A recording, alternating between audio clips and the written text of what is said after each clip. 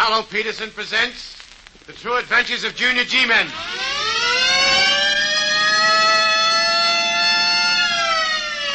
Junior G-Men are on the air, speeding to your homes, ready for action.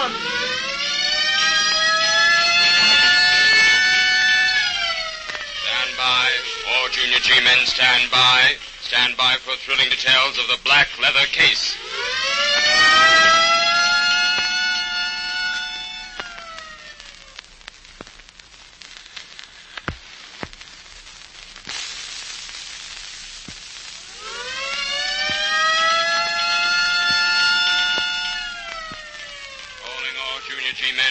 Calling all Junior G-Men.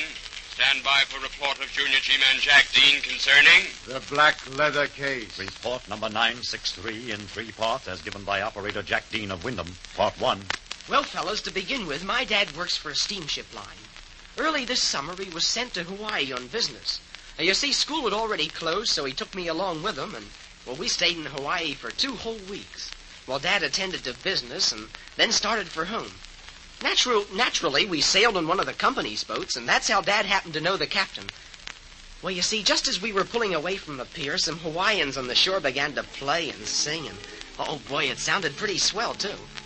As Dad and I stood on the rail, a man approached him and said... Excuse me, mister, but are you... Yes? Well, I'm going to ask you to do me a favor. A favor? Yeah, a big favor. I'm going to slip you a small black leather case, see?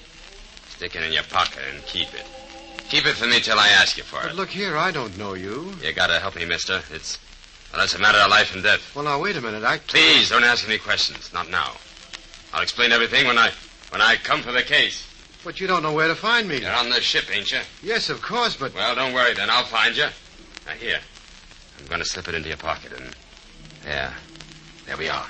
But I don't... Keep it for me and don't let anyone know you got it. Not a single soul. Listen here. Wait a minute. Wait. Hey, there he goes, Dad. Hey, gee whiz, look at him slip through that crowd. Oh, whatever it is he slipped into my pocket, I seem to be stuck with it. It looks like that, all right. Well, this is a fine way to begin the trip and a great way to get yourself in trouble. Heaven only knows what the case contains. Well, better not take it out of your pocket, Dad. Well, don't worry, I won't. That is not until we get to our stateroom. A mysterious man, a mysterious black leather case. Gosh, I thought that sort of thing only happened in books. So did I. It seems, however, that he might... Excuse me, buddy. Now what? I mean, yes. Have you got a light? Why, yes. Here you are. Thanks. You can keep those matches if you like. Oh, swell. Your friend... My friend? Yeah, the fellow who left you a minute ago. Well, what about him? Well, he looked kind of familiar. Just like a guy I know, a guy by the name of Tony Marco. Does that mean anything to you? No, it doesn't. I see. Well, I guess I must have been mistaken. I guess it wasn't my friend. It might have been. Well, what do you mean by that? Well, simply that his name might be Tony Marco, for all I know. You see, that meant... Well, he's no friend of mine. I never saw him before in my life. No? No. Okay, pal, if that's the way you want it. And just what do you mean by that? Forget it, pal, forget it. Thanks for the matches. Thanks a lot. Well, now, what do you make of that? Gosh, I don't know, Dad. Hey, but gee whiz, Dad, look. You see that man, the one who slipped the case into your pocket? Well, there he is right up there ahead of us. Do you see him? Yeah, I see him, yeah. Sure I do. He's talking to that woman in green. Wait a minute, he's walking away from her. Yeah, that's right. And she's putting something into her pocketbook. What's going on here? Well, I don't know, Dad, but I wouldn't be surprised if we found out. I have an idea that we're going to hear a whole lot more about that black leather case. A whole lot. And as soon as we got back to our stateroom, Dad took the case out of his pocket and got a good look at it. It was just a little thing, only about 2 inches square, and it was sealed shut.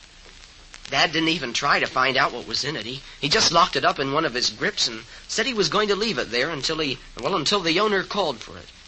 Well, that night we had dinner with the captain and his guests, and the Countess de Charlet turned out to be the same woman that we'd seen talking to the man who'd given Dad the black leather case. Well, of course, we didn't say anything about it, and, well, after we'd finished eating... A most delightful dinner, Captain Olsen. You are to be complimented. Thank you, Countess. Oh, but not at all, Captain. It is I who should thank you for a pleasant evening. Well, if the evening has been pleasant, Countess, allow me to assure you your presence has made it so. How charming of you to say so. And how surprising. I never knew the captain was capable of making such pretty speeches. Then, Dr. Manuel, I am doubly complimented. You talk of a pleasant evening, my friends. Let us hope for a pleasant trip. There are a good many days ahead of us, you know. And fine days, Professor von Stengel. And how is it possible you can say that? Why, the weather reports, of course. The weather reports. Yeah, the weather reports. But there's more to a fine day than the weather. Suppose something goes wrong with the ship, the crew, but then, what kind of a fine day would that be? Not so fine, I can tell you. Well, we have never had any of that sort of trouble on the ship before. Knock wood. Knock wood, Doctor. Knock wood when you say a thing like that. Why, Professor? I believe you are superstitious. Not at all, Herr Doctor, not at all. I am a scientist, and therefore cannot be superstitious. But the knocking on the wood is just a precaution. Von Stenkel never takes chances. I see. Well, Professor, I'll set your mind at ease by rapping this table a few times. There, will that do? Let us hope so. Professor von Stengel. Yes, Mr. T. You spoke of the possibility of trouble with the crew or the ship. Yeah, that's right, I did. Well, do you expect trouble? Why, well, no, of course not. But then who knows what to expect, or when. As for von Stengel, I always expect the worst. Oh, you laugh. Well, we see. No, just a minute, Professor. You're getting quite serious about this. If you've noticed anything that seemed at all I have interesting... noticed nothing, Captain. I have, however, a strange feeling that something is about to happen. Oh, but that's ridiculous, Professor. Perhaps it is. And perhaps von Stengel is also ridiculous. In any case, I shall leave this cabin and allow you to laugh at me. Laugh to your heart's content. Oh, please, Professor. We don't want you to leave. We certainly don't want to laugh at you. No, just von come back. Von Stengel has spoken. I go. Good evening. Well, we didn't expect to... Well, he's gone.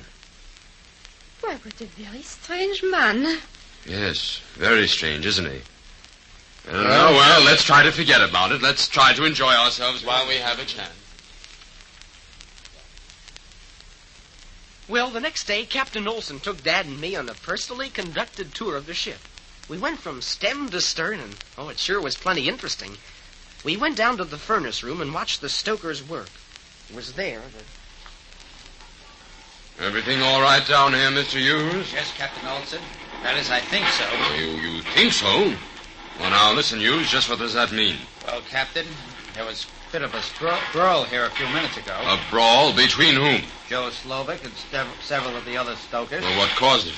Well, Slovak's been drinking, sir. Must have smuggled some liquor aboard and... I see.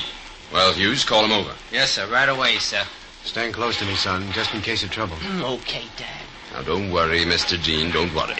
Everything will be quite all right. These men are fairly easy to handle. It's just when they get a few drinks... Oh, here comes Slovak now. Well, Slovak? You want make talk with me? Yes, I do. Now, what's this I hear about your drinking? It's true what you hear. I drink plenty. What you care? Now, listen, Slovak. I've warned you about this sort of thing before. Now, I won't stand for it, and I don't want to... Who are you? Some kind big shot? Now, listen. I'm the captain of this boat, and I expect you to obey every... big man to act like little baby, huh? Well, Slovak, he no baby. Now go away. I got plenty work to do. I no got time to talk with guy like you. No? Well, you'd better take the time, Slovak. I want to talk to you, and you're going... Go away, I tell you. I get mad, see? Plenty mad. You no go away, I'll break you in half like a little stick. You'll break me? Hughes. Yes, Captain. Place this man under arrest and take him to the brig. Very good, sir. All right, Slovak. Let me be. Let her go. I not go with you. I stay here. That's enough, Slovak. You heard the captain, Johnny. What I care about captain? See? I saw you. I know.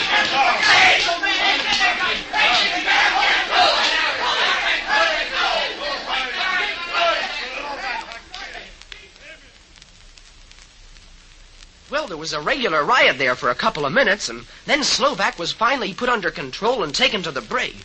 Captain Olson hadn't been hurt very much and soon recovered. It began to look, however, as though Professor Van Stingel had the right idea, and that same night things began to look even worse. Dad and I were called to the captain's cabin, and when we got there, he and the man to whom Dad had given the matches were waiting. As soon as we closed the door... No, look here, Mr. Dean. I want you to know this wasn't my idea. I told Burke that you couldn't possibly have anything to do with... Now, take it easy, Captain. I'll do the talking. But I feel that Please, it's my... Captain Olson, please now. Well, very well, very well. But what's this all about? Remember that man who spoke to you right after we left port yesterday? Yeah? Remember I told you he looked familiar to me? That he resembled a man by the name of Marco? Yes. Well, I was right, Dean. It was Marco. Oh, really? Yeah, really. Now, Tony Marco... Now, wait a minute. Let's understand each other. You think I know this Tony Marco, don't you? Yeah, I do. Well, you're wrong. But even if you were right, just what business is it of yours? I'm a detective, Dean. And Tony Marco is, or was, a jewel thief. A jewel thief? Oh, good heavens. You don't think I'm connected with him? No, Dean. But I do think you were connected with him. Well, if you'll just ask Mr. Marco, he'll tell you that I don't know... Well, he'll tell us nothing, Dean. Nothing at all. You see, I found him in his cabin a little while ago. He was dead, Dean. Murdered.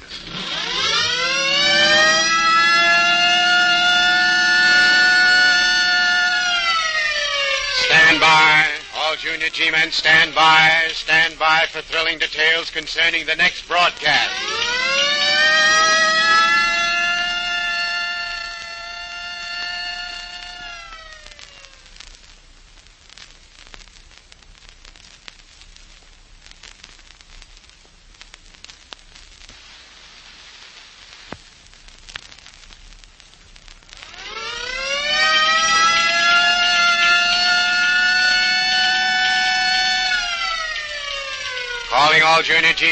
Calling all Junior G-men to proceed at once to points of duty.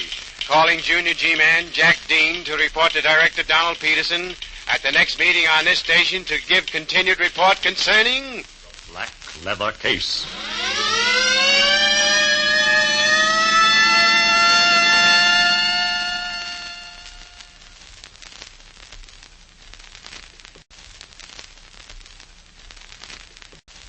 Peterson presents The True Adventures of Junior G-men.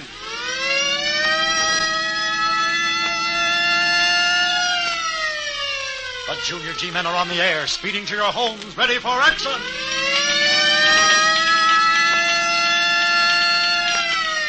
Stand by.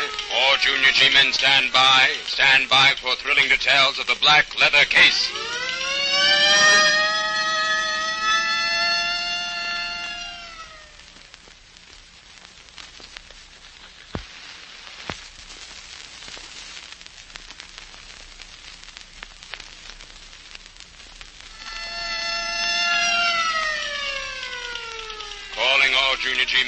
Calling all Junior G-men. Stand by for report of Junior G-man Jack Dean concerning... The black leather case. Report number 963 in 3 parts as given by Operator Jack Dean of Wyndham, Part 2.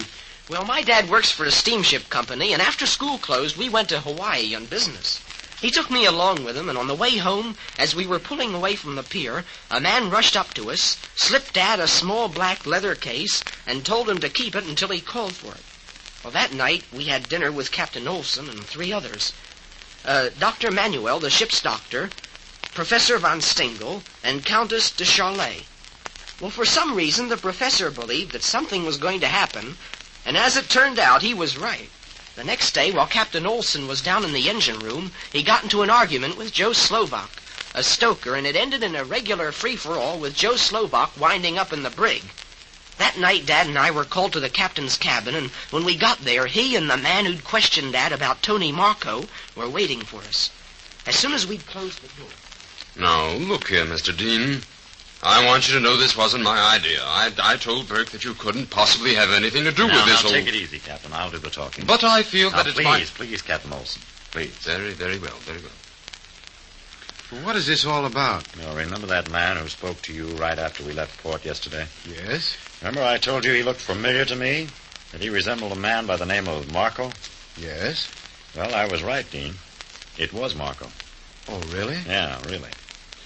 Now, Tony Marco... Now, wait a minute. Let's understand each other. You think I know this Tony Marco, don't you? Yeah, I do. Well, you're wrong. But even if you were right, just what business is it of yours? I'm a detective, Dean. And Tony Marco is, or was, a jewel thief. A jewel thief? Oh, good heavens, you don't think I'm connected with him? No, Dean. But I do think you were connected with him. Well, if you'll just ask Mr. Marco, he'll tell you that No, he'll tell us nothing, Dean. Nothing at all. You see, I found him in his cabin a little while ago. He was dead, Dean. Murdered. Murdered? That's what I said. Gee whiz. Now, Dean, my advice to you is that you spill what you know and spill it quick. Oh, of course. Now that I understand, I'll tell you all about it. Oh, then there is something to tell. Oh, yes, of course. I don't know just how important it is, or... Oh, please, Mr. Dean. Let me be the judge of that. Now, let's have it. There was a connection between you and Marco, wasn't there? Well, I suppose you'd call it that, yes. But believe me, I'm entirely innocent of any crime. It was simply that... Well, you saw Marco come up to me and talk, didn't you? Yes, I did. But you didn't see him slip that black leather case into my pocket, did you? What black leather case? The one he asked me to hide for him until he called for it. The one he... Well, go on. This is getting interesting. Well, he asked me to hide this case for him and said it was a matter of life or death.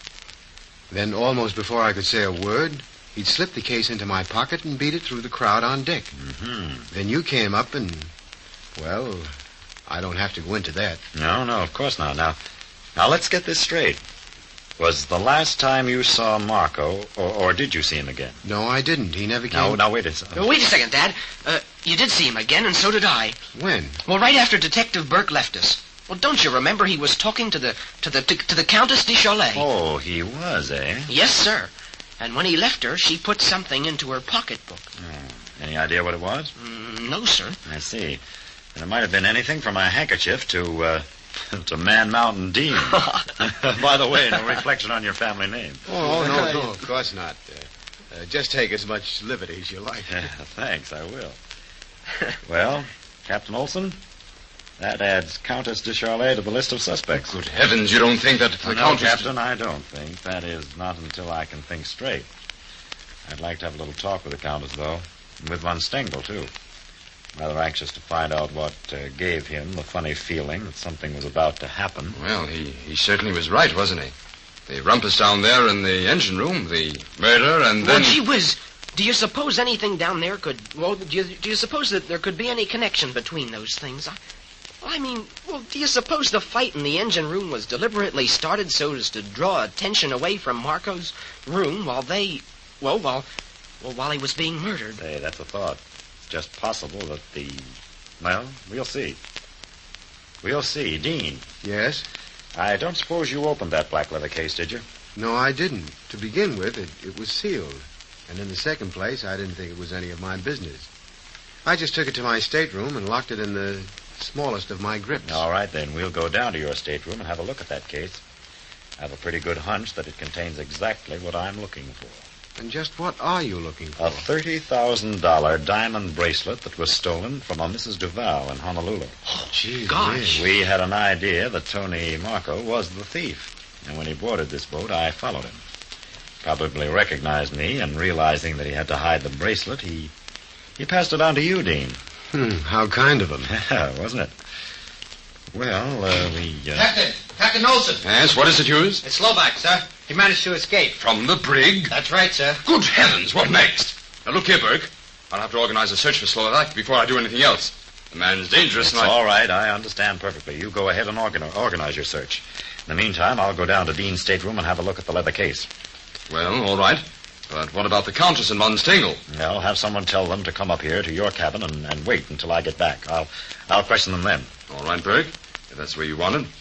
However, I wish you'd be as tactful as possible. After all, they're not just ordinary passengers. Don't worry, Captain. Don't worry at all. I'll be tactful. By the way, Tell Dr. Dr. Manuel? Yes, Dr. Manuel. Tell him to bring me that report on Marco's death as soon as possible. I've already done that. All right.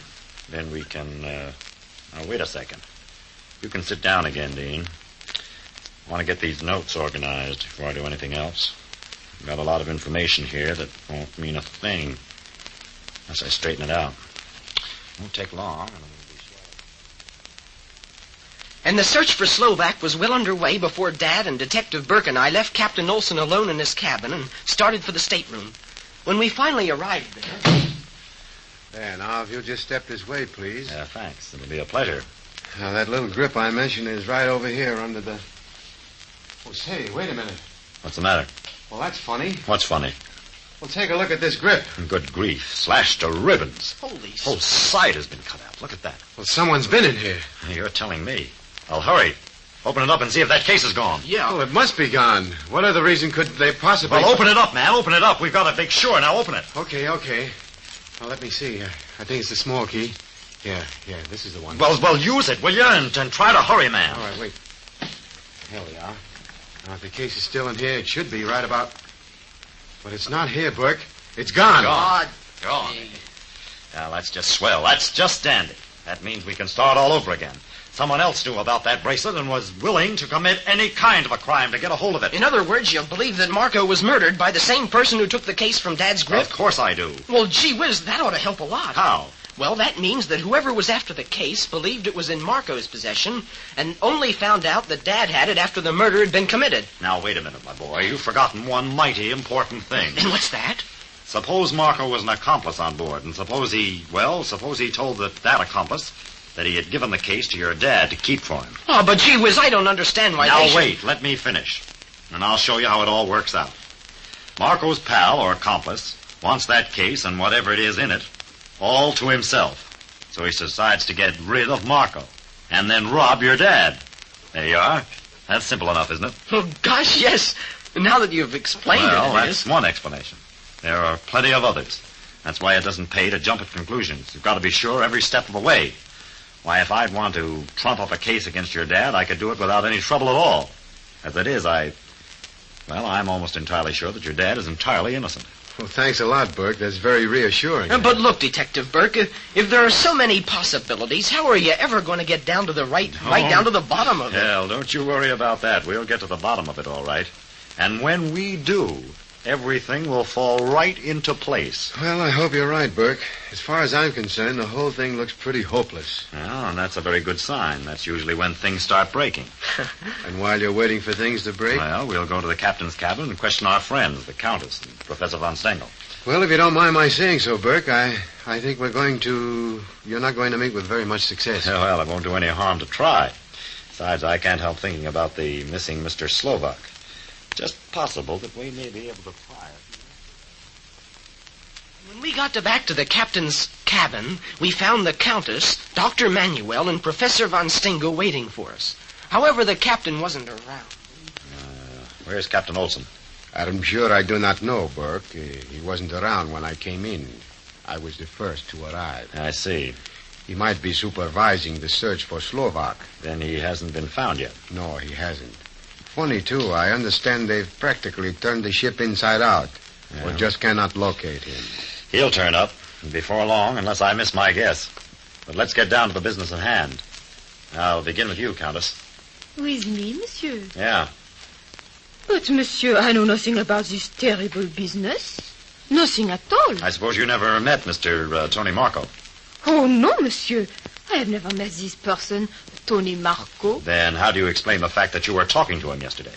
Talking to this Tony Marco? That's right, Countess, unless you've got a couple of twins roaming around this boat. You are very, how you say, a tough guy, are you not, monsieur? Yeah, I'm a tough guy, Countess. A first-class tough guy.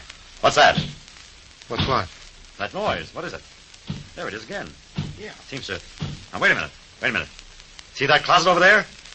Well, I have a hunch. Come on, Dean. Right. What are we going to do? We're going to break that door down. That's what we're going to do. Well, how do you know it's locked? I got one of the professor's funny feelings. Come on, Dean. Lean against it. 1, 2. There. There she goes. Oh, now. Look. Look, Dean! The captain! The captain!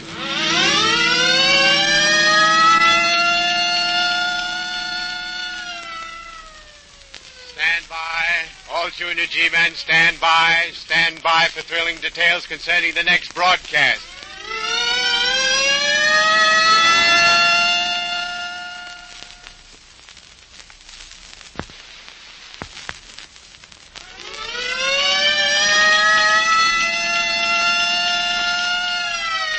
Calling all Junior G-men. Calling all Junior G-men to proceed at once to points of duty. Calling Junior G-man Jack Dean to report to Director Donald Peterson at the next meeting on this station to continue report concerning... The black leather case.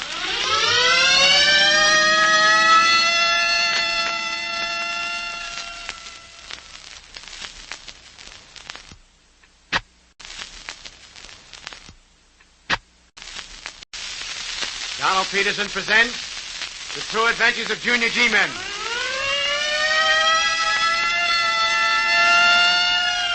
The Junior G-men are on the air, speeding to your homes, ready for action.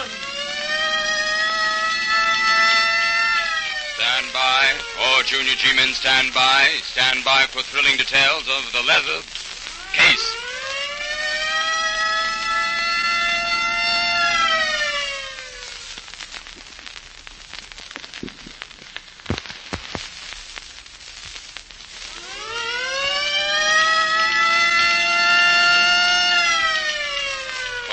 Junior G-men, calling all Junior G-men. Stand by for report of Junior G-man Jack Dean concerning... The black leather case. Conclusion of report number 963 as given by Operator Jack Dean of Wyndham. Well, right after vacation began, Dad went to Hawaii on business and took me along. The boat was just leaving the dock on the way home when a stranger rushed up, slipped Dad a small black leather case, and told him to keep it until he called for it. Well, that night we had dinner with Captain Olson, Dr. Manuel, the ship's doctor, and Professor von Stengel and Countess de Charlet. The professor seemed to think that something was going to happen, and the next day it did. The captain got into an argument with Joe Slovak, a stoker, and ended with Slovak's being put into the brig. Right after that, we were called to the captain's cabin where we met Detective Burke. He'd seen us talking to the stranger who had given Dad the case and told us that the fellow was a jewel thief named Tony Marco and that he'd just been found murdered. Well, naturally, Dad explained about the case, and Detective Burke said it probably contained a $30,000 diamond bracelet that was stolen in Honolulu. It was then we heard that Slovak had escaped from the brig, and while Captain Olson organized a search, Dad and I took Detective Burke to our stateroom to show him the case. When we got there, we found that it had been stolen from the grip where it had been hidden. Well, a little later, Professor von Stengel, Dr. Manuel, and the Countess gathered in the captain's cabin. And as Detective Burke started to question... And now, let's get down to business. I'll begin with you, Countess. With me, monsieur? Yeah. But, monsieur, I know nothing about this terrible business. Nothing at all. I suppose you never met Tony Marco. Oh, no, monsieur. I have never met this person, Tony Marco. Then how do you explain the fact that you were talking to him yesterday? Talking to this Tony Marco, right? That's right, Countess, unless you got a couple of twins roaming around this boat. You are very, how you say, a tough guy, are you not, monsieur? Yeah, I'm a tough guy, Countess, a first class. What's that? What's what? That noise. There it is again. Seems to... Now, wait a minute. See that closet over there? Well, I have a hunch. Come on, Dean. Right, what are you going to do? We're going to break that door down. That's what we're going to do. Well, how do you know it's locked? I got one of the professor's funny feelings. Come on, Dean. Lean against it. 1, 2, 3. There she goes. Now, let's... Look, Dean. Look. The captain. All tied up and gagged. But alive. Thank heavens for that.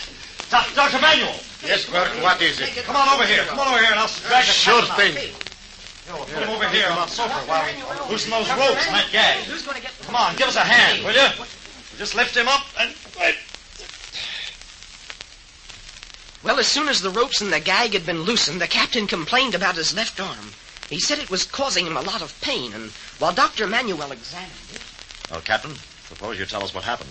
Well, there isn't much to tell. I was alone in my cabin when I heard a very soft knock on the door, and I called to whomever was there and told him to come on in. No one entered. I waited a few seconds, and then the knock was repeated just a little louder. And then? I went to the door and opened it, and, well, no one seemed to be there. I took a step out into the corridor, and as I did, something hit me on the head. Of course, that's all you remember. Yes, that's all I remember. I wish I knew who it was. If I did, Oh, easy on that arm, Doctor. When you touch it like that, it feels almost as though it's broken. It is broken, Capitan. Huh? Cleanly broken. Good heavens, if I had the man who's responsible for... Say, wait a minute. Is Slovak still missing? According to the last reports, he is. And I'm willing to bet that he's the one who knocked me unconscious and broke my arm. Yeah, that's quite possible. Quite possible. Say, Captain Olson. Yes, Jack? Before you were hit on the head, did anyone grab at you or touch you? No. That blow was the first and last thing I felt. It seemed that... Oh. Easy, Doc, easy. Sorry. Oh, can't you do something for that arm? You set it or put it in a cast? I can and I will, just as soon as I... Who's there? It's Hughes, Captain. I've got Slovak with me. Slovak? Then he... Bring him in, Hughes. Bring him in. Yes, sir. Slovak, huh? Slovak, just the man I... Go on, Slovak, move. Don't be afraid. I go in. Slovak not afraid of nothing. Well, Slovak, what have you got to say for yourself? Slovak not say nothing. You're not going to deny that you knocked me down? True. I knocked down. You make me mad. I was right, then. How did you get out of the brig, Slovak? Easy thing for strong man like Slovak to bring little block. I see. You just broke the lock and walked out. Then you came up here and... No, I not come up here. But you said you knocked me down. Yeah, sure.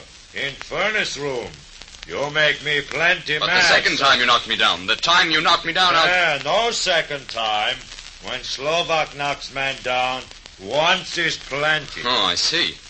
Well, that's a great help. It gives us another mystery to solve. By the way, Hughes, where did you find Slovak? He was in one of the lifeboats, sir, sleeping. Yeah, sleeping. Slovak plenty tired. Well, if that's the case, we'll see that you get some rest. Take him back to the brigs. Yes. And put him in irons this time. Yes, sir. Come on, Slovak. Let's get moving. Sure, Slovak glad to go. Come on, little See in the brig, have no word, no. Well, Detective Burke told Professor von Stengel and the Countess to return to their staterooms. After they'd gone, Dr. Manuel went after his instruments and the material he needed to set the captain's broken arm. While he was gone... Well, we certainly aren't getting anywhere, are we? I'll admit we don't seem to be making much progress. However, I think you were wrong in taking Slovak at his word when he denied that he came up here and knocked me down. If he didn't do it, He didn't do it, Captain, and you told me so yourself. I don't understand. Well, you said you heard a soft knock on the door, and that it was repeated just a little louder a few seconds later. Now, if Slovak were after a man, he wouldn't knock at his door. He'd just break in, do whatever he wanted to do, and then leave. And even if you insist that he would knock, Slovak's knock would be loud, more of a banging than anything else. Not soft, as you described the knock on your door. Oh, I see. Well, you may be right, but I don't know. This whole business is beyond me. Say, Detective Burke. Yeah, what is it? Well, I had a hunch a little while ago, and I think I worked it out. Can I tell you about it? Why not? Let's have it. Well, in the first place, you see, Captain Olson's arm must have been broken after he'd been knocked unconscious, and, well, it must have been done deliberately. Well, not necessarily, son. The captain might have broken his arm when he fell after he had been struck on the head. Yeah, but when a man's knocked unconscious, his muscles automatically relax, and that lessens the chance of his being seriously hurt by the fall that follows. Well, that's true, of course, but... Well, suppose the captain's arm was broken deliberately. What of it? Well, if his arm was broken intentionally, there must have been a reason for it, and I think I know what that reason is. The man who murdered Tony Marco managed to find out that Dad had hidden the black leather case in that little grip in our stateroom, and then he thought... Wait a minute, son. Just how did this murderer find that out? Well, I'm not sure about that, Dad, but... Well, he could have overheard you when you told Detective Burke about it. Yeah. But you were right here in this cabin. And, well, the portholes were all open, just as they are now, and someone could have been eavesdropping, and they might have... I'll grant that, but we went right down to the stateroom after that, and the case had already disappeared. Yeah, I know, Dad, but the thief apparently had all the time he needed. Well, anyway, he knew just where to look for it, and... Well, you remember I told Detective Burke just where you'd hidden it, and... Well, that must have been a big help to the thief. He probably beat it right down to our stateroom and cut the grip open and took the case. It couldn't have been very long, and Well, besides, we waited for Detective Burke while he looked over his notes, and, well, there you are. But, son, well, you may as go on with your story. The thief's got the case now, and he's going to find a good hiding place for it. It's got to be a good hiding place because, well, he knows that sooner or later Detective Burke will have the slip and all the passengers searched. And, well, now, Captain Olson's broken arm is going to be put into a cast, isn't it? Yes, that's right. Well, if the missing case were pressed into the plaster Paris cast before it had hardened... Good heavens. That would explain the deliberate breaking of Captain Olson's arm. Yeah, and that's not all it would explain. It would explain everything. And if it's all true, only one man could possibly be guilty, and, well, that's Dr. Manuel. Yeah, of course. Dr. Manuel. He's the only one who'd be able to pull a thing like that. And the only one who'd be around when the cast is removed from the captain's arm. And as ship's doctor, he'll be wherever the captain is. Exactly. Now, Manuel will probably be carrying the diamond bracelet that was in the missing case when he comes back to set the captain's arm. He'll probably have it all ready. So he took me back to our stateroom, and, well, this is what happened, though. Just as Detective Burke told it to me, when Dr. Manuel returned to the captain's cabin. Well, Capitan Olson, are you ready for your forthcoming ordeal? Yes, I am. Good. Then if Detective Burke will be kind enough to leave while I... Is it necessary that I leave? Well, that is, it will make things a lot easier. And just what do you mean by that? Why, well, what could I possibly mean other than that... Reach, Manuel. I've got you covered. What is this, some kind of joke? No, it isn't. If it's a joke, you won't find the answer very funny. Hand it over, Manuel. What are you talking about? That diamond bracelet. The one that was in the case you took from Mr. Dean's grip and we're going to hide in the cast you're going to put on the captain's arm. Oh, how ridiculous. If it's so ridiculous, you won't mind my searching you, will you? The captain will keep you covered while Just a moment, Blake. Yes? What do you want? I'll spare you the trouble of searching me.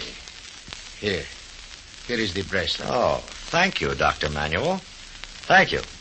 I suppose that means you'll confess. I'm afraid it means exactly that.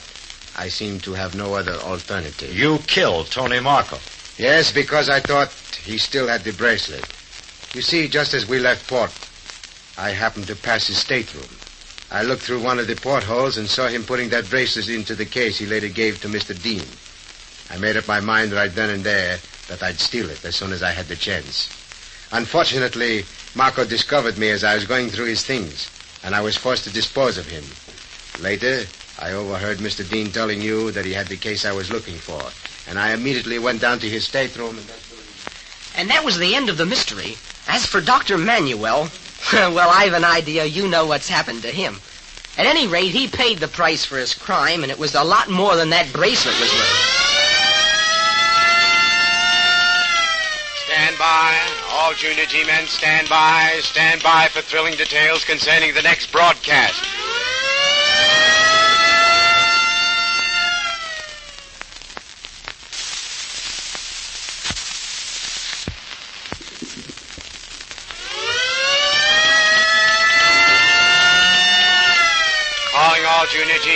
Calling all Junior G-men to proceed at once to points of duty.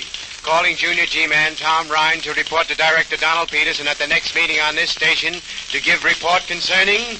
The Mystery Mansion.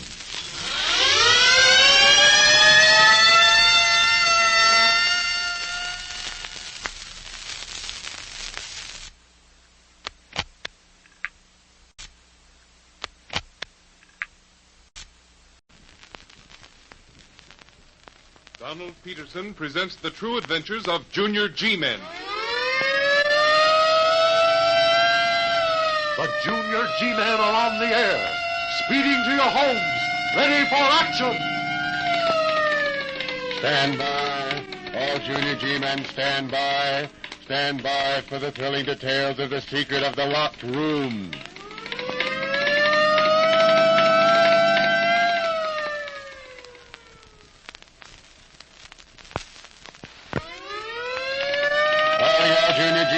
Calling all Junior G-men. Stand by for report of Junior G-man Bob Stewart concerning... The secret of the locked room. Report number 972 in 3 parts is given by Operator Bob Stewart of Wendover, Part 2.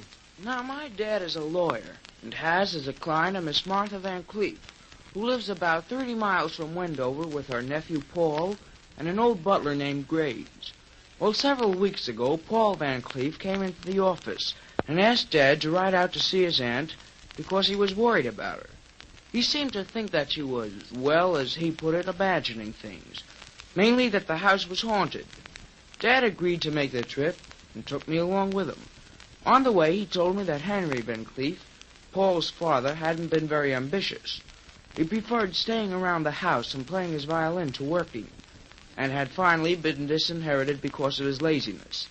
He never got along very well with his sister Martha, and until the day of his death blamed her for his being disowned. Well, after we'd arrived and had eaten dinner, Paul's aunt told her story. She said that every night for the past several weeks, she'd heard a violin softly playing one of her brother Henry's favorite tunes, and his voice saying that he'd come back from the dead to haunt her. After she'd finished her story and gone to her room, Paul Van Cleef, Dad, and I went to the library. We talked the whole thing over, and then, all of a sudden... What's that? I don't know, but... Gee whiz, listen! Listen! It's Aunt Martha. She's screaming for help. Follow me. Aunt Martha! Aunt Martha! She doesn't answer. There isn't a sound. She must be... What's that? Who's there? It is I, sir, Graves. I heard the scream, sir, and I thought... Of course you did. We all did. Yes, sir. Well, come along, up these stairs. Yes, sir. And hurry. Yeah, very good, sir. You coming, Stuart? I'm right behind you. Gee whiz, Dad, what do you suppose happened? Well, I don't know, son, but we'll soon find out. Now, hold it. Hold it, wait a second. Aunt Martha! Aunt Martha! Well, we'd better not waste any time, Van Cleef. We'd better go right into her room. Yes, of course. Come along, follow me. Shall I come too, sir? Yes, of course, Grace. Come along. Yes, sir, very good, sir. Now, just a moment. Aunt Martha! Aunt Martha! Are you all right? Are you... Try the door, Graves. Hurry. Yes, sir, at once, sir. It seems to be unlocked, sir. Good. Come on in, all of you. We'll see it. Good heavens. What's the matter? What? There, on the floor, lying beside that... But hurry. Give me a hand, someone. Help me lift her up on the bed. You better not touch her, sir. Not touch her? No, sir. And why not? Well, she might be dead, sir. Dead? Yes, sir, and the police would want to see that the body had not been disturbed, sir. The body? Well, wait a moment. Wait a moment. Gee whiz, do you suppose she got... son, quiet. She's breathing. She's alive. She's not dead. Do you hear, Graves? She's not dead. My mistake, sir. Sorry, sir. Get the smelling salts. Get some water, some ice water, and everything else Yes, you need. sir. At once, sir. At once, sir. Well, soon after Graves returned with the smelling salts and things, Miss Van Cleef came too. Then, as soon as she began to feel a little stronger... He's right, Paul. He's right. Who's right, Aunt Martha? Who's right? Your father, Paul. Everything he said is true. He spoke to you again? You heard his yes, voice? Paul. And I'll hear it again and again. But he's dead, Aunt Martha. You can't possibly... Oh, don't you see? You don't believe me, Paul. You don't believe me. I want to believe you, Aunt Martha, but you I... can't. And you never will. Because you'll never hear his voice. He'll never speak to anyone but me. How do you know, Miss Van Cleef? How can you be sure? He told me so tonight. Just before his picture fell from the wall. His picture? That large one in the heavy frame? Yes, that large one. It overturned the chair. That must have been the crash we heard. Yes, that's right. Is that why you screamed, Miss Van Cleef? Yes. Yes, that's why I screamed. I was so frightened, so afraid. But I mustn't admit that, must I? I mustn't show my fear. If I do, you'll think I'm crazy. You'll think I'm crazy. Not at all, Miss Van Cleef, but, well... Oh, I can see it in your eyes. You think I'm losing my mind. And who knows? Maybe you're right. It's all so real, though. I can hear him so clearly, just as if he were here in this very room.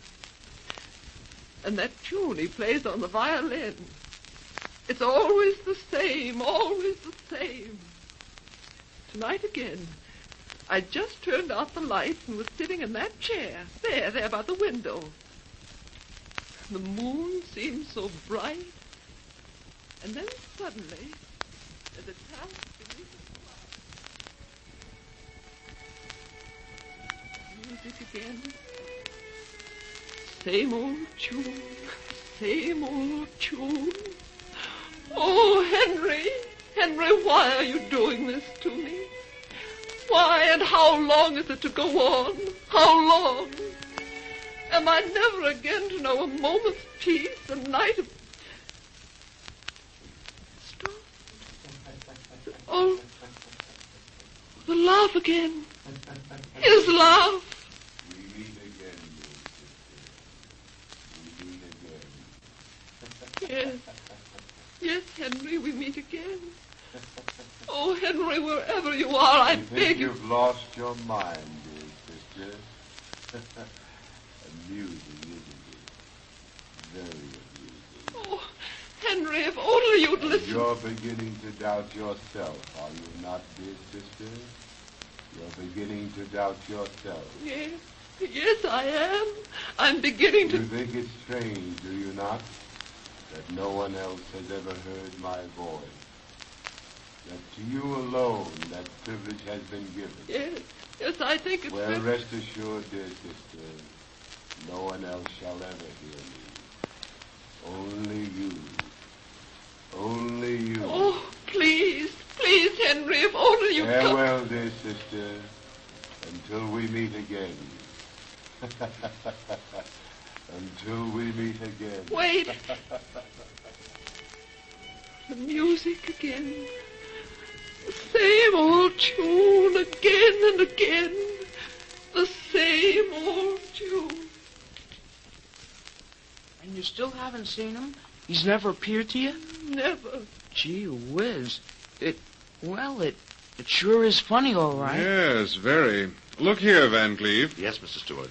In view of what's happened, I'd like to spend the night here. That is, of course, if you can put us up. Why, that'll be a pleasure, Mr. Stewart.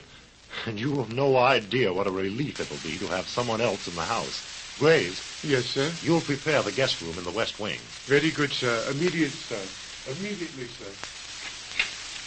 And now, if you don't mind, I'd like to call my wife. Why, of course. I'll tell her that Bob and I are going to spend the night here, and that she doesn't need to expect us home until sometime tomorrow afternoon. And later that night, after Dad and I had gone to the room that had been prepared for us, we got to talking about... I can't understand it. I just can't understand it. Neither can I, Dad. There just doesn't seem to be any reason for it. That's just it. There isn't any reason. You know, Dad, I wonder if that voice would follow Miss Van Cleef wherever she went. What do you mean? Well, suppose we were to swap rooms with her, just for tonight. You mean? If only we three, Miss Van Cleef, you and I, knew about the switch, and if the voice followed her, then we'd know for sure that she's either hearing things or that she's, well... Or that she's mentally unbalanced. Yeah, that's it. Then you believe that there's something about that room that's responsible for... I don't know what to believe, Dad, but, well, gee whiz, it's a possibility. Yes, it is. A good possibility. Then you'll try it? You'll swap rooms with Miss Van Cleef and... Well, she'll agree, son. It's up to her. Now, here's what we'll do. As soon as we're sure that everyone's gone to bed, And a little later, after everything was all quiet, Dad and I slipped down the corridor to Miss Van Cleef's room. After we'd explained the whole plan... It wouldn't do any good. Not a bit. But you can't be sure of that, Miss Van Cleef. You can't I am sure. Henry's voice would follow me. It will always follow me right to my grave. I can't escape it. No, of course not. Not if you won't try. I will try. Anything. Anything within reason. Well, then agree to this switch. You go to your room and let us stay here. You're not afraid? Afraid of what? The voice of a ghost? No, Miss Van Cleef, we're not afraid. And if you let us stay here, we may be able to prove that there's no reason for you to be afraid. Well, oh, very well. I'll do as you say. Now, look, you'll have to be very careful. The whole success of this plan depends on your not being seen by anyone. Do you understand? Yes, I understand. Good. You see, Miss Van Cleef, if that voice follows you to another room, if it speaks to you there, then we'll be sure that, well, that it's really the voice of a ghost. Or I am insane. Yes, Mr. Stewart, I understand. I understand, sir. Well, the switch was made without a bit of trouble. Miss Van Cleef went to our room, and we stayed there in hers. Later, as Dad and I were talking... Well, how about it, son? You feel like turning in? Well, I don't know, Dad. I'm afraid I don't feel very much for sleeping. I see. You're not afraid. Oh, no, Dad, not a bit. It's just that, well, I'm just not sleepy, that's all. I see. Well, I'm not very sleepy myself. We'll just... Oh, doggone. What's the matter, Dad? I just happened to remember. I left my pipe down there in the library. I can do without smoking it, of course, but I'd hate to have anything happen to it. It's the one your mother gave me last Christmas. Want me to go down and get it for you? Oh, no, son. I'd rather get it myself. That is, if you're not afraid to stay up here alone. How about it? I'm not afraid. You'd better be careful, though. I mean that you're not seen leaving or entering this room. That'd spoil everything. Yes, it would, wouldn't it? Well, I'll be careful, and I won't be gone long either. I'll be back just as soon as I can possibly do. And Dad hadn't been out of the room more than 3 minutes when all of a sudden... Gee whiz, music. Where's it coming from? Who's playing it? It's creepy, too. Kind of gives you the chills. Just the way Miss Van Cleef described it. Gosh, I wish Dad were here. It stopped. Gee whiz, that laugh. I'm scared. We meet again, dear sister. We meet again. Holy cats, that voice. It's talking to Miss Van Cleef, and she's not here. She's not here.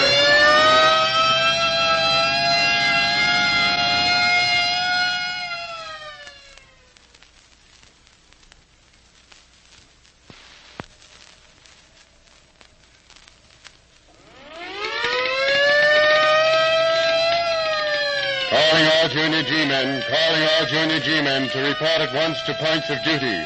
Calling Junior G-man Bob Stewart to report to Director Donald Peterson at the next meeting on this station to continue report concerning... The secret of the locked room.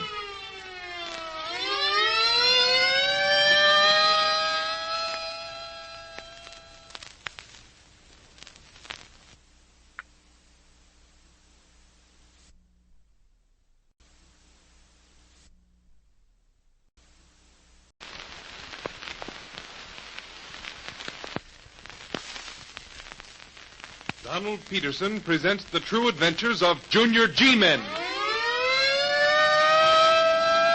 Junior G-men are on the air, speeding to your homes, ready for action. Stand by. All Junior G-men, stand by. Stand by for the thrilling details of the secret of the locked room.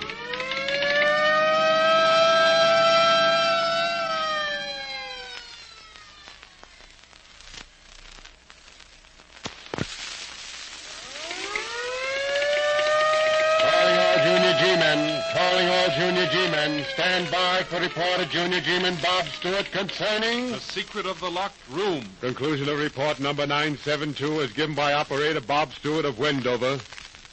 Well, my dad's a lawyer.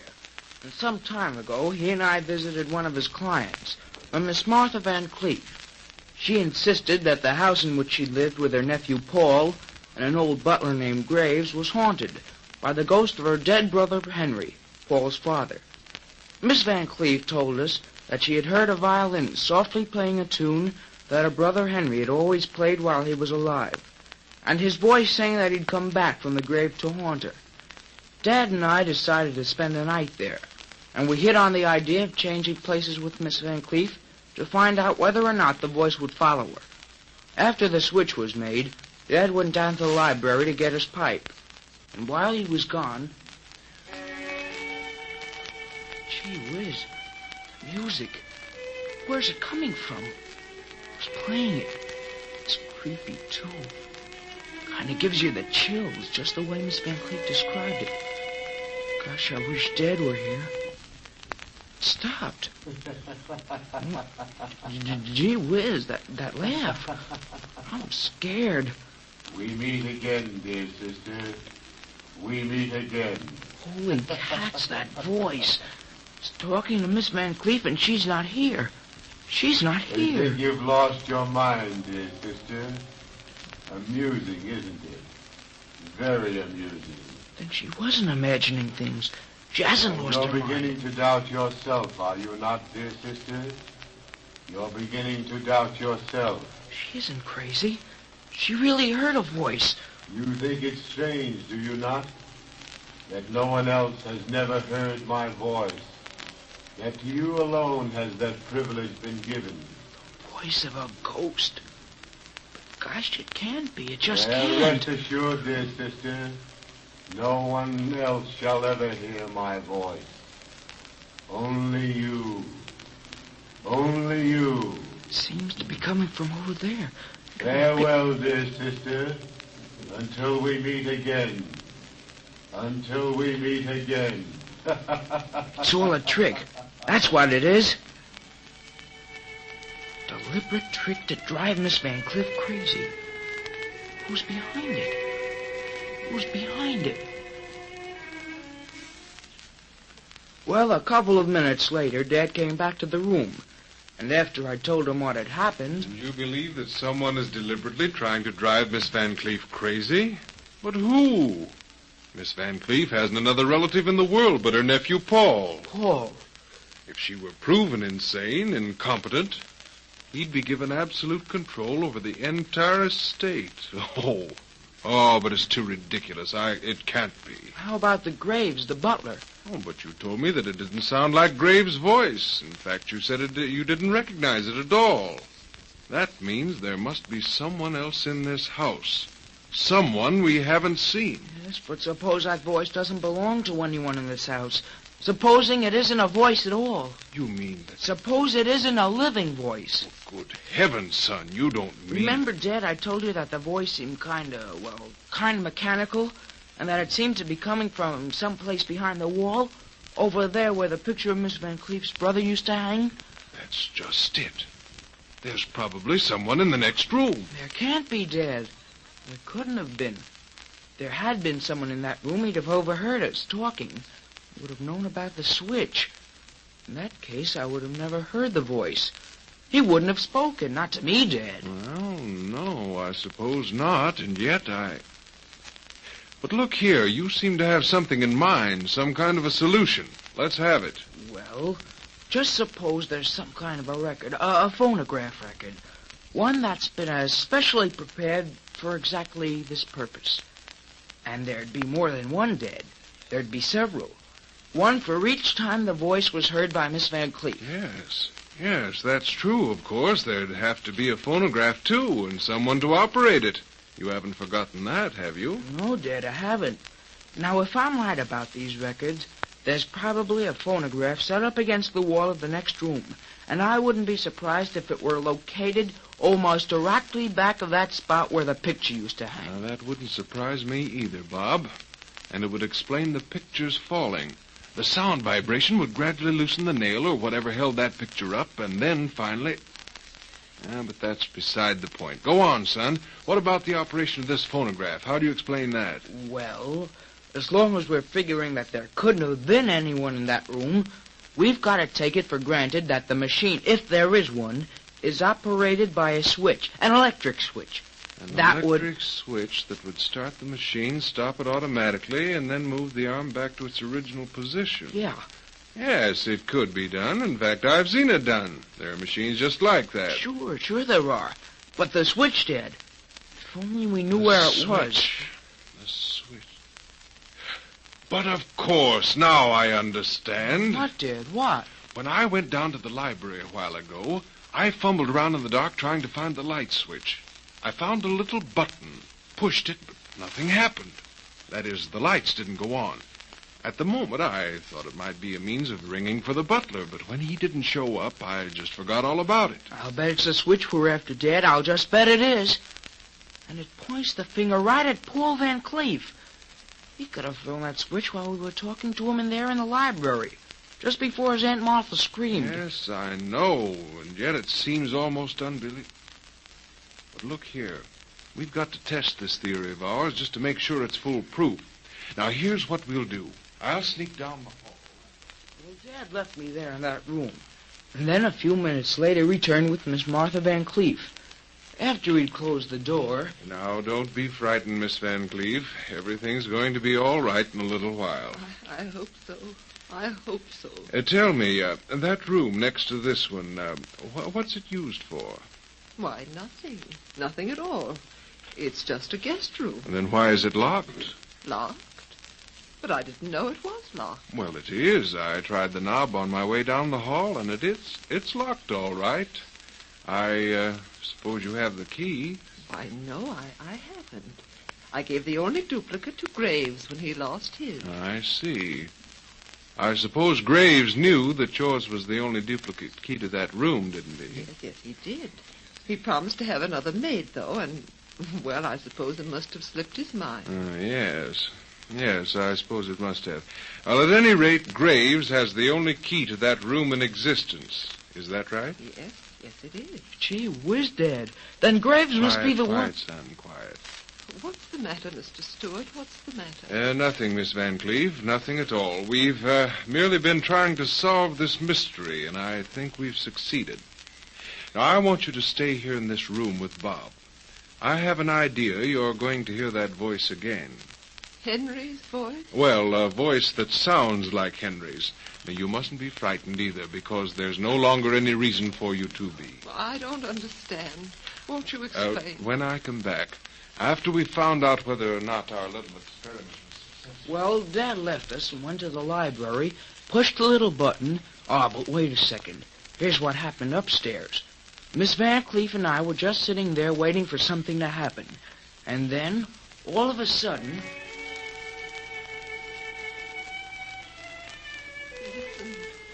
Listen. Music. It worked. You hear it, then? The music, you hear it? Yes, I do. Oh, then I'm not imagining things. I'm not imagining... No, you're not imagining things. Not by a long shot. Dad pushed the little switch down there in the library and... Oh, but wait, it stopped. Now we'll hear the... There it is, the laugh, the same laugh. We meet again, dear sister. We meet again. Those words.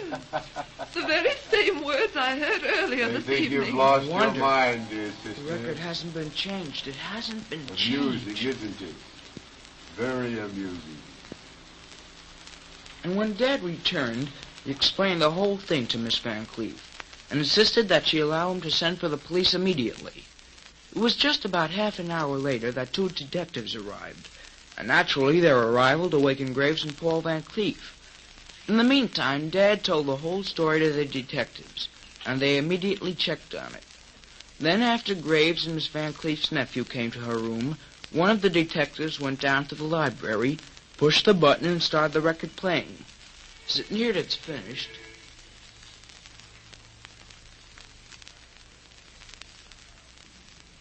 Interesting. Very interesting. Quiet, Graves, quiet. Now, Graves, now is the time to talk. Talk, sir? But what shall I say, sir? Well, suppose you use your own judgment. Very good, sir. I should like to say, sir, that this has been most entertaining. And that's all? That's quite all, sir. I see. And you, Van Cleef, is there anything you'd like to say? You seem to have discovered something. Yeah, that's right. And with a little time, we can discover a great deal more. However, you can save us that time, Van Cleef. You can confess. So, you want me to... I beg pardon, sir. But if I were you, sir, I wouldn't say anything that I'd have cause to regret at a later time. Oh, you wouldn't? No, sir. Well, Graves, you're going to do a little regretting on your own. Because I'm going to tell everything I know. And as you know, I know plenty. If you'll forgive me, sir, it's my opinion that you're a bit of an idiot, sir. You know, Graves, I believe you're right. I am an idiot. And I proved it when I fell for that line you handed me. I, sir? A line, sir? Yes, a line. And like the poor fish I am, I didn't see the hook on the end of it. Let's have it, Van Cleef. What's it all about? Well, to begin with, ever since I came to stay with Aunt Martha, Graves has been nagging me, always telling me that my father was cheated out of his rightful inheritance and that I, as his son, should control at least half of this estate. The more I listened to him, the more insistent he became, and he finally outlined this plan. This plan to drive your aunt insane? Yes. Well, Paul, how could you? I planned to leave everything to you. I know, Aunt Martha, I know, but I couldn't wait that long. Graves wouldn't let me. Well, we went ahead. Had those records made by an actor who didn't know what they were to be used for. He thought it was some kind of a joke. Well, it was a joke, and the laugh's on me. Definitely, sir. Definitely. Go on, Van Cleef. You had these records made, and then... Well, we rigged up the phonograph and that switch down there in the library. It looked like a perfect setup. And at the time, I couldn't see how we could possibly fail in any way because... And in order to punish Graves, who was really the more guilty of the two, Miss Van Cleef was forced to prosecute her nephew. However, he got off with a fairly light sentence. And although he'll be out of the prison in a few weeks, he'll never be really free, because he'll always have a guilty conscience.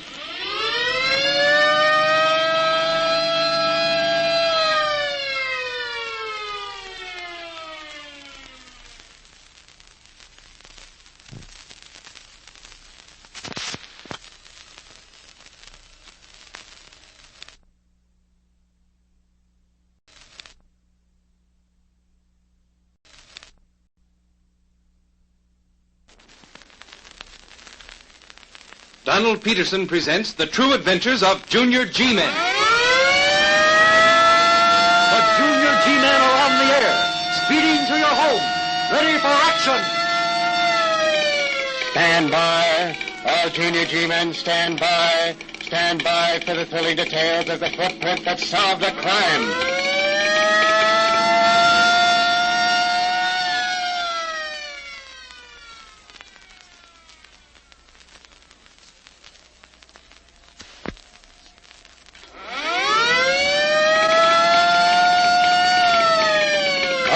Junior G-Men, calling all Junior G-Men. Stand by for report of Junior G-Man Anthony Adams concerning... The footprint that solved a crime. Report number 906 in 3 parts is given by Operator Anthony Adams of Weston. Part 1. Well, fellas, I'm going to begin this report by telling you a little something about Mr. and Mrs. Kirby, the people who live right across the hall from us on the ground floor of the Wilshire apartment house.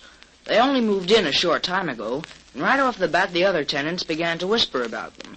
You see, they acted kind of funny, sort of kept to themselves, almost as though they were, well, hiding from something or something. Well, one night after the Kirbys had lived in the apartment house almost 2 months, Mr. Daniels, the superintendent of the building, came to our apartment to fix the lock on one of our doors. His helper, Willie Jackson, was with him. And, oh, by the way, before I forget to mention it, Willie's a little funny, you know what I mean. Anyway, they had just finished repairing the lock and... Well, there you are, Mr. Adams. I guess that just about does it. Good, and a nice job. Oh, gosh. Gee whiz. Look what I done. I knocked that nice little vase off the table. Yes, Willie, so I see. I didn't mean it, though. Honest, I didn't. It was an accident, it was. I didn't mean it. I know, Willie, I know. Now, look here, Mr. Adams. I'm awfully sorry this had to happen. I'll see that the vase is replaced. Oh, don't bother, Daniels. It's quite all right. Now, please, just forget all about it. Well, that's very nice of you, but... It sure is nice of you, Mr. Adams. I was awful scared for a minute.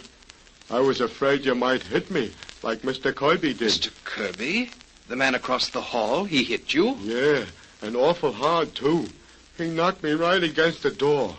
It made me awful mad, and I wanted to do something to him.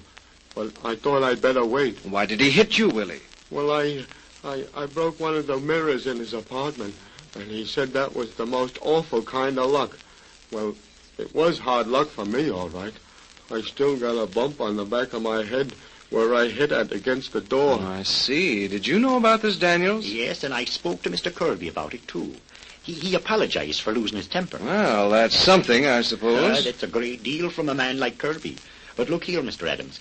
If you'll just tell me, just tell us where to put the broken pieces of this vase. Willie and No, just leave them where they are. My son and I will pick them up after you leave. Well, all right, then. Pick up the tools, Willie, and let's be going. Sure, Mr. Daniels. Oh, by the way, Mr. Adams, have you missed anything around the apartment lately? Well, not a thing. Why do you ask? Well, Mr. Kirby insists that certain articles have been stolen from his desk. Nothing very valuable. just some letters and an old diary and, well, things like that. I was afraid we might have a sneak thief in the house, you know. Maybe Mr. Kirby merely mislaid those things he thought were stolen. Oh, he probably did. Well, he had me a little upset. You see, he accused me of, but what difference does it make? Probably was just another case of his losing his temper. Well, that seems to be a habit with him. Yes, it does. Well, Willie, have you got those tools together? Yes, Mr. Well, all right, then, let's go. Well, good evening, Mr. Adams. Good evening. Good evening, Tony. Good evening. Well, and that's that. Well, come on, son. We might just as well get started cleaning up this mess. Yes, I suppose you're right, Dad. Gosh, Mom's going to have a fit when she comes home and finds that vase broken. Well, did you see Mr. Kirby close up, Dad? I passed him in the hall several times. Why? Did you ever notice how he acts? The way he looks over his shoulder. Well, it's almost as if he were afraid someone were following him. Oh, I don't know, Tony. It's probably just a habit. And all right, then. How did he get the habit? Do you suppose he could be some kind of criminal? You know, an escaped convict? Now, wait a minute, Tony. Wait a minute. Aren't you looking for trouble? No, Dad. It's just that... Well, a junior G-man should be on the alert. Yes, I know, but he shouldn't be looking for trouble. That's bad business. And I'm sure there isn't a single rule in the code that advises it. As I understand it, the only aim of the organization is to make all American boys good American citizens. Now, a good citizen doesn't go looking for trouble, son. And he doesn't tell tales. He merely lives his own life in accordance with the laws of the land, and when he sees that a law is being deliberately broken, takes that information to the proper authorities. That can't be called telling tales, because that's a part of every worthwhile American citizen's duty. But look here, I've preached long enough. We've got work to do. We've got to clean up this mess before Mother gets back, or we'll get all... Well, it was just a couple of nights later that Dad and I were alone in the apartment when the buzzer sounded. I answered it, of course, and just about got the shock of my life when I saw Mr. Kirby standing in the doorway. Dad invited him in, and after we'd all introduced ourselves... Mr. Adams, I find that I need your help. My help, yeah. Mr. Kirby? Yeah. I've got to confide in you. I've got to tell you what's on my mind, and you've got to listen. You're being very mysterious. No more so than I've got to be. You'll realize that after you've heard my story. Look here, Adams. This fella Superintendent of the building? Yes, this fella Daniels. What do you know about him? Well, nothing more than any of the other tenants in the building. He's a good man, police. Oh, how long has he been here? Well, several years, I imagine. At any rate, he was already here when we moved into this apartment 2 years ago. And his helper, this Willie, what about him? Well, that's something else again. Willie was taking on about, let's see. I don't believe Willie's been working here more than 6 weeks. Am I right about that, son? Yes, you are, Dad. Mr. Daniels took Willie on as his helper shortly after Mr. and Mrs. Kirby moved in. Shortly after we moved in, eh? That's right, sir. And you don't remember ever having seen him around the place before? He actually started working. No, sir. And it's just possible that Willie is... I wonder if I could only be sure... Now, wait a minute, Kirby. As far as I can see, Willie's perfectly all right. There isn't And that, Mr. Adams, is exactly it. Our friend Willie is all right. As far as you can see. As far as I can see, for that matter. But he could be the one. The one? What one? The one who's threatened to kill me. The one... Gosh. Are you serious about this, Kirby? If you don't think I am, just listen to the note I received this morning. It's addressed to me, and the writer says, "Your number's up, Kirby. You're going to die. I've followed you for 10 long years, and now I'm ready to strike. Remember Ralph Graham?" And it's signed, The Avenger. Gee whiz. Well, look here, Kirby. You'd better get in touch with the police. And that's where my hands are tied. I can't get in touch with the police. What do you mean you can't? I'm wanted. Oh, you needn't look so shocked, my friend. It's true, I'm wanted by the police. What for? Well, it's a long story. I'll try to give you the facts as briefly as I can. 11 years ago, I had a partner who called himself Ralph Graham. That wasn't his real name, but, well, then I wasn't using my real name either. The business we were in didn't permit that.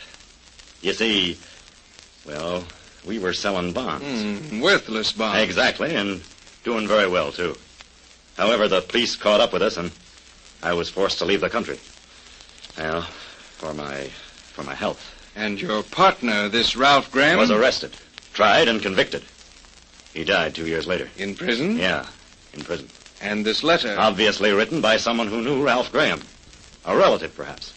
Or one who feels that I should have given myself up and taken my share of the blame. But this isn't the only letter. I've received a number of them since I returned to the States. Wherever I've gone, the letters have followed. That's why I'm becoming a little desperate. You see, I'm beginning to believe that the writer actually means what he says. And you haven't any idea who that writer is? None whatsoever. You see, Graham and I didn't know very much about each other outside of business. I didn't know his friends or relatives, and he didn't know mine. We only saw each other during, well, shall we say, business hours. And why have you told me all this? Because you're going to help me find out who the Avenger really is. Oh, no, I'm not, Kirby. You're not going to drag me into this. Unfortunately for you, my friend, you're already been dragged into it. Well, I can go to the police. But you won't. And why not? Because of your son, Mr. Adams. This fine young man whose safety, I imagine, means a great deal to you. Please, Mr. Adams, control yourself, or I shall lose control of my trigger finger. You see, I came prepared. I'm carrying a very efficient little automatic. Now, look here, Kirby. You can't force me to go through with this. Besides, there's nothing I can do to help you. On the contrary, you can help me a great deal. However, I won't bother you with the details just now. I'll let you get accustomed to the idea. Tomorrow, well, tomorrow's another day, isn't it? Right now, I'll just bid you a very good evening. Oh, by the way, you'll take good care of that boy of yours, won't you? But of course you will. Of course you will. Of course, Dad was all upset. He didn't know what to do. He was afraid to call the police, and yet he knew that it was the only thing to do. We sat and talked the whole thing over. And then, almost an hour after Mr. Kirby had left us... Why did he have to pick on us? Why did he... Gee whiz, Dad, take it easy. After all... Want me to answer that, Dad? No, son. It might be Mr. Kirby again. I'll answer it myself. Okay, Dad. Yes? What is it? Does a man by the name of Kirby live here? No, he doesn't. He lives across the hall in apartment 1B. Oh, thanks. Sorry I bothered you. Oh, that's all right. Dad, that man. What about him? The Avenger. Do you suppose it could have been good him? Heavens, son, if he... Oh, but it couldn't have been. It couldn't have been. And yet... Oh, come on, son. Let's forget all about this before it drives us both insane. Oh, but we can't just forget about it, Dad. We're in this thing pretty deep, and...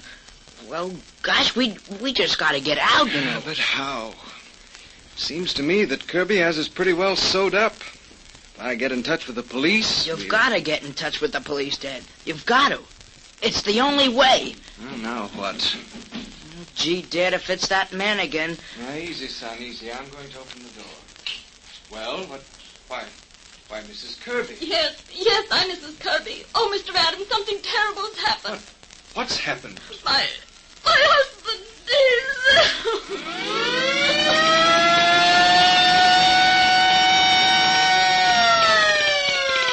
Calling all Junior G-men to follow the case of the footprint that solved the crime. Flash, stand by for important announcement concerning the next broadcast.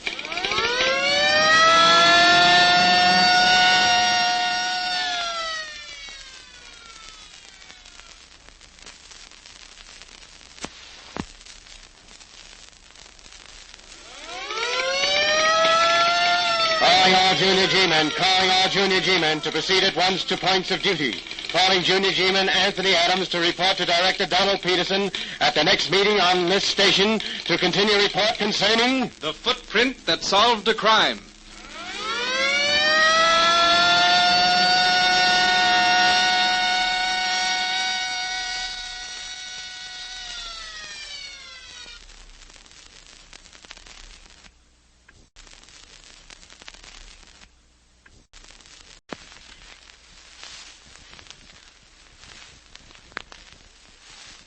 Donald Peterson presents The True Adventures of Junior G-Men. The Junior G-Men are on the air, speeding to your homes, ready for action. Stand by. All Junior G-men stand by. Stand by for the thrilling details of the footprint that solved the crime.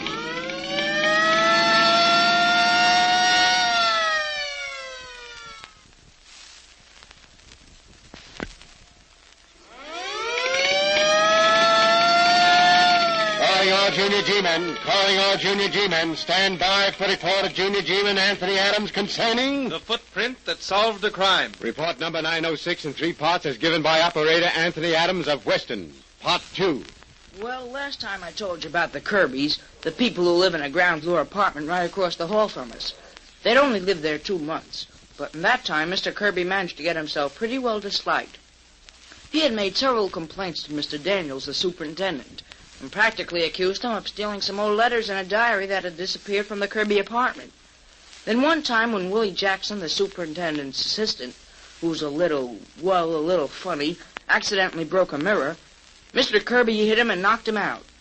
Now, Dad had never even spoken to Mr. Kirby, and that's why we were both surprised when one night he came over to our apartment and told us that his life had been threatened, and he explained that a long time ago, he and a man by the name of Ralph Graham had sold a lot of worthless bonds. And when the police finally caught up with them, Mr. Kirby managed to escape, while his partner was captured. After serving 2 years of his sentence, Graham died in prison, and Mr. Kirby was sure that the writer of the threatening letters he'd been receiving was a friend or relative of his dead partner. Now, after telling us the whole story, Mr. Kirby insisted that Dad helped him to find the identity of the man who signed himself the Avenger, and threatened to make lots of trouble if Dad went to the police. Well, almost an hour after Mr. Kirby had left our apartment, a stranger came and asked where Kirby lived. And when he left... Dad, that man... What about him? The Avenger. Do you suppose it could have been... Good heavens, son, if he... Oh, but it couldn't have been. It couldn't have been, and yet... Oh, come on, son, let's forget all about this before it drives us both insane. Oh, but we just can't forget about it, Dad. We're in this thing pretty deep. Well, gosh, we just got to get out. Oh, but how? It seems to me that Kirby has us pretty well sewed up. If I try to get in touch with the police, why... You've got to get in touch with the police, Dad. You've got to. It's the only way out. Oh, now what? Gee, Dad, if it's that man again, easy, maybe... Easy, son, easy. I'm going to open the door. Well, but... Why, Mrs. Kirby. Yes, I'm Mrs. Kirby. Oh, Mr. Adams, something terrible's happened. What? What's happened? My husband, he's dead. Dead? Kirby's dead? Murdered. Murdered? Good heavens, are you sure? Oh, I'm positive he's lying there right in front of the open window and... Oh, it's awful, Mr. Adams. Of course. But tell me, are you sure he's dead? Yes, I am. He's so... Oh, Mr. Adams, I don't know what to do. I don't... The police, did you call them? No, I didn't. I rushed right over here. Well, then in that case, I'd better call them right away. Now, you just try to get a grip on yourself, and I'll... Well, it happened that Detective Sergeant Drake, an old friend of Dad's, was placed in charge of the case. And after he'd started the investigation going, he came over to our apartment with a uniformed policeman. Of course, Dad told him all about Mr. Kirby's visit, how he'd threatened to make trouble, and... Well, after Dad had finished the whole story... Well, that's very interesting, Adams. Very interesting. Supplies a lot of answers.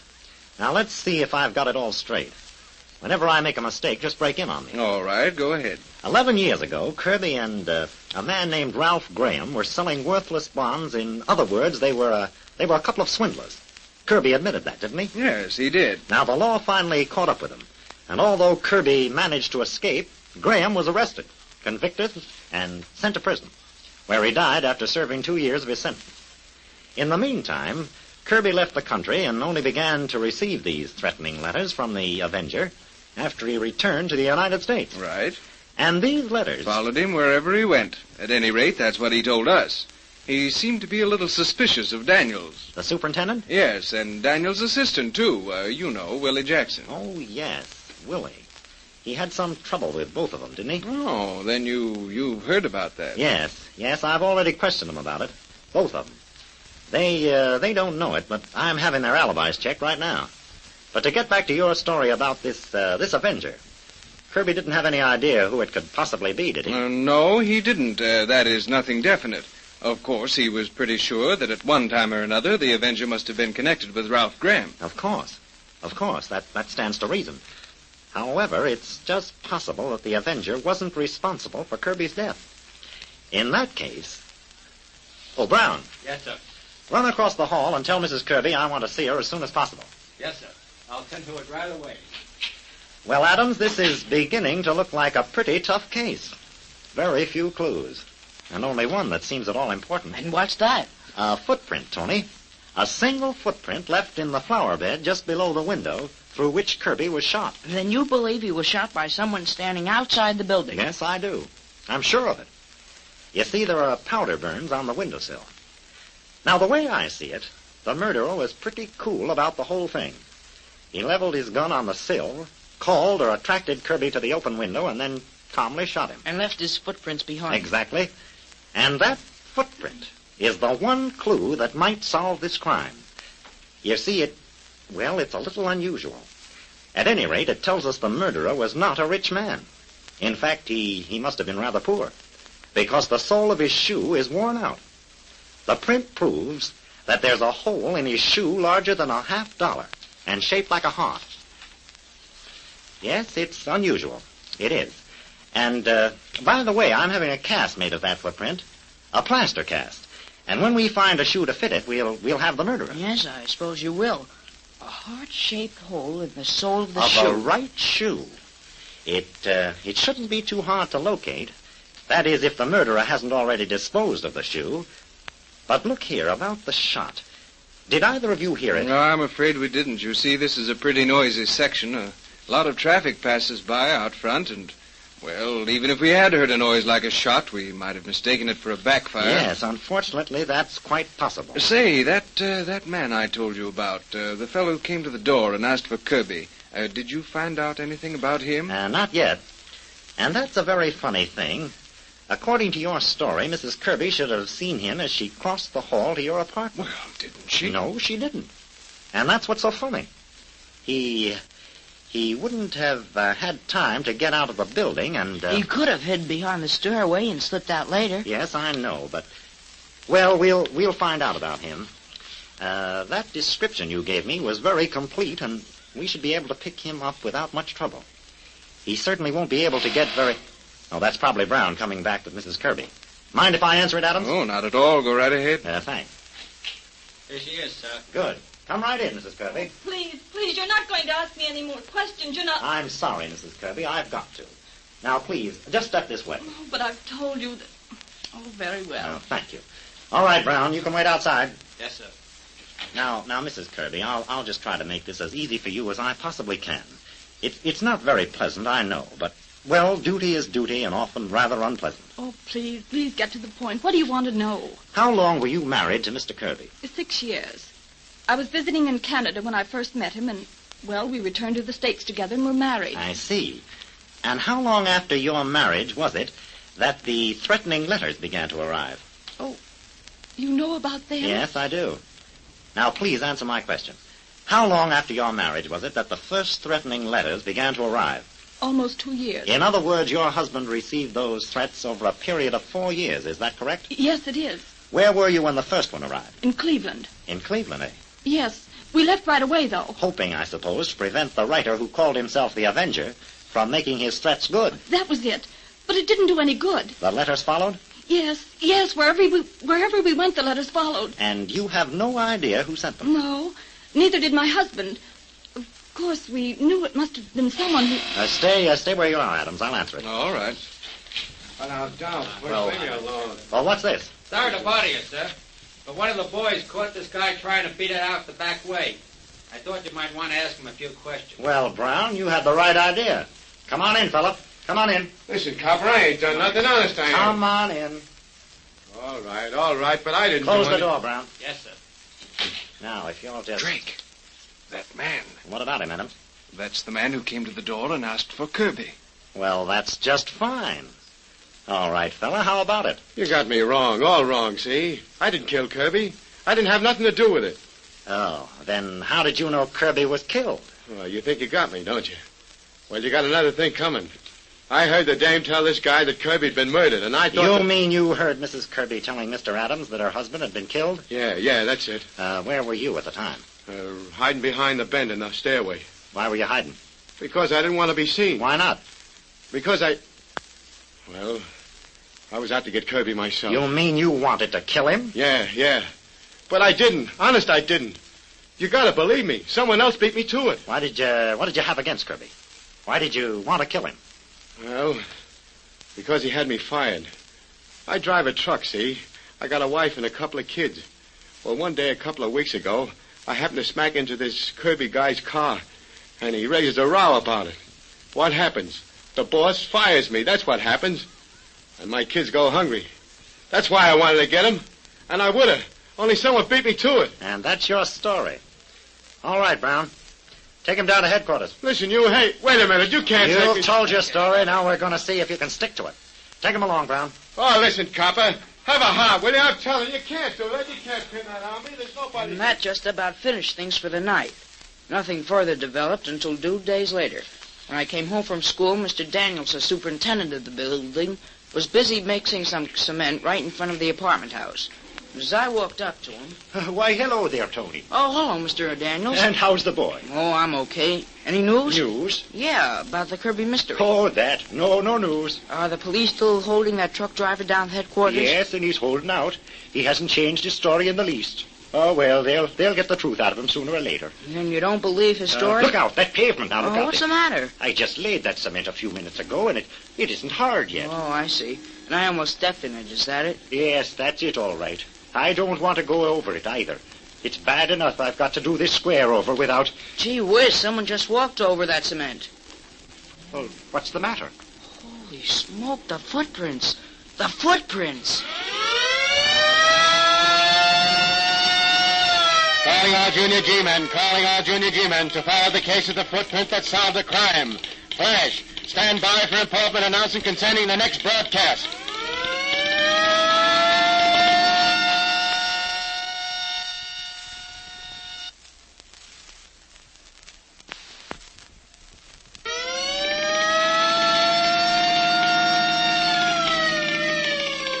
Calling all Junior G-men, calling all Junior G-men to proceed at once to points of duty. Calling Junior G-man Anthony Adams to report to Director Donald Peterson at the next meeting on this station to continue report concerning... the footprint that solved a crime.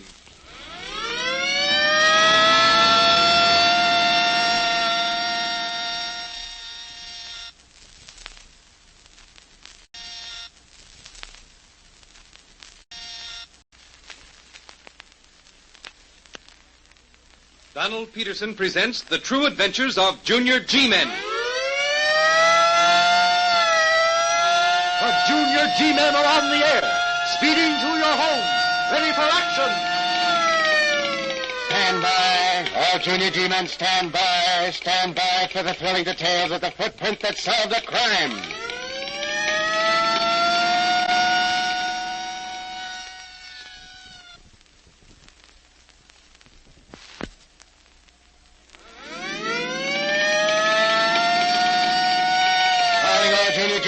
Calling all Junior G-men, stand by for report of Junior G-man Anthony Adams concerning... the footprint that solved a crime. Conclusion of report number 906 is given by Operator Anthony Adams of Weston. Well, shortly before Mr. Kirby was found murdered, he came to our apartment and told us he'd been receiving threatening letters, threatening his life, from someone called the Avenger. He explained that a long time ago, he and his partner, Ralph Graham, had sold worthless bonds. When the police finally caught them, Mr. Kirby managed to escape, leaving his partner to take the blame. After 2 years in prison, Graham died, and Mr. Kirby felt sure that the Avenger was a friend or relative of his dead partner. He was given a little suspicious of Mr. Daniels, the superintendent of the apartment house, and Willie Jackson, the general handyman, who's a little funny. Now, Mr. Kirby insisted that Dad help him find out who the Avenger was, and threatened to make trouble if Dad told the police. About an hour after he'd left, Mrs. Kirby rushed into our apartment with news of Mr. Kirby's murder. The police discovered only one important clue, a footprint in the flower bed under the window through which Mr. Kirby had been shot. It showed that there was a hole in the shoe larger than $50 and shaped like a heart. While Mrs. Kirby was being questioned, a policeman discovered a man trying to get out the back way. Dad recognized him as the man who came to our door earlier that evening and asked for Mr. Kirby. He admitted that he'd come to kill Kirby, but someone had beaten him to it. Well, nothing further happened until 2 days later. Mr. Daniels, who was busy mixing some cement right in front of the apartment house, and I came up to talk him for him with a little... Hey, now look out there, Tony, that pavement. Oh, I'm sorry. What's the matter? I just laid that cement a few moments ago, and it isn't hard yet. Oh, I see. And I almost stepped in it. Is that it? Yes, that's it, all right. I don't want to go over it either. It's bad enough I've got to do this square over without you going over. It is. Someone just about walked all over that one, didn't he? Holy cats. Now, what's the matter? The footprints. The footprints. Oh, the footprints. Yes, they're pretty bad, aren't they? Bad? Gosh, no, they're perfect. Perfect. Yeah, well, you wouldn't think so if you had to do that whole square over again. It'll take at least You don't understand. I mean... Well, go ahead. What do you mean?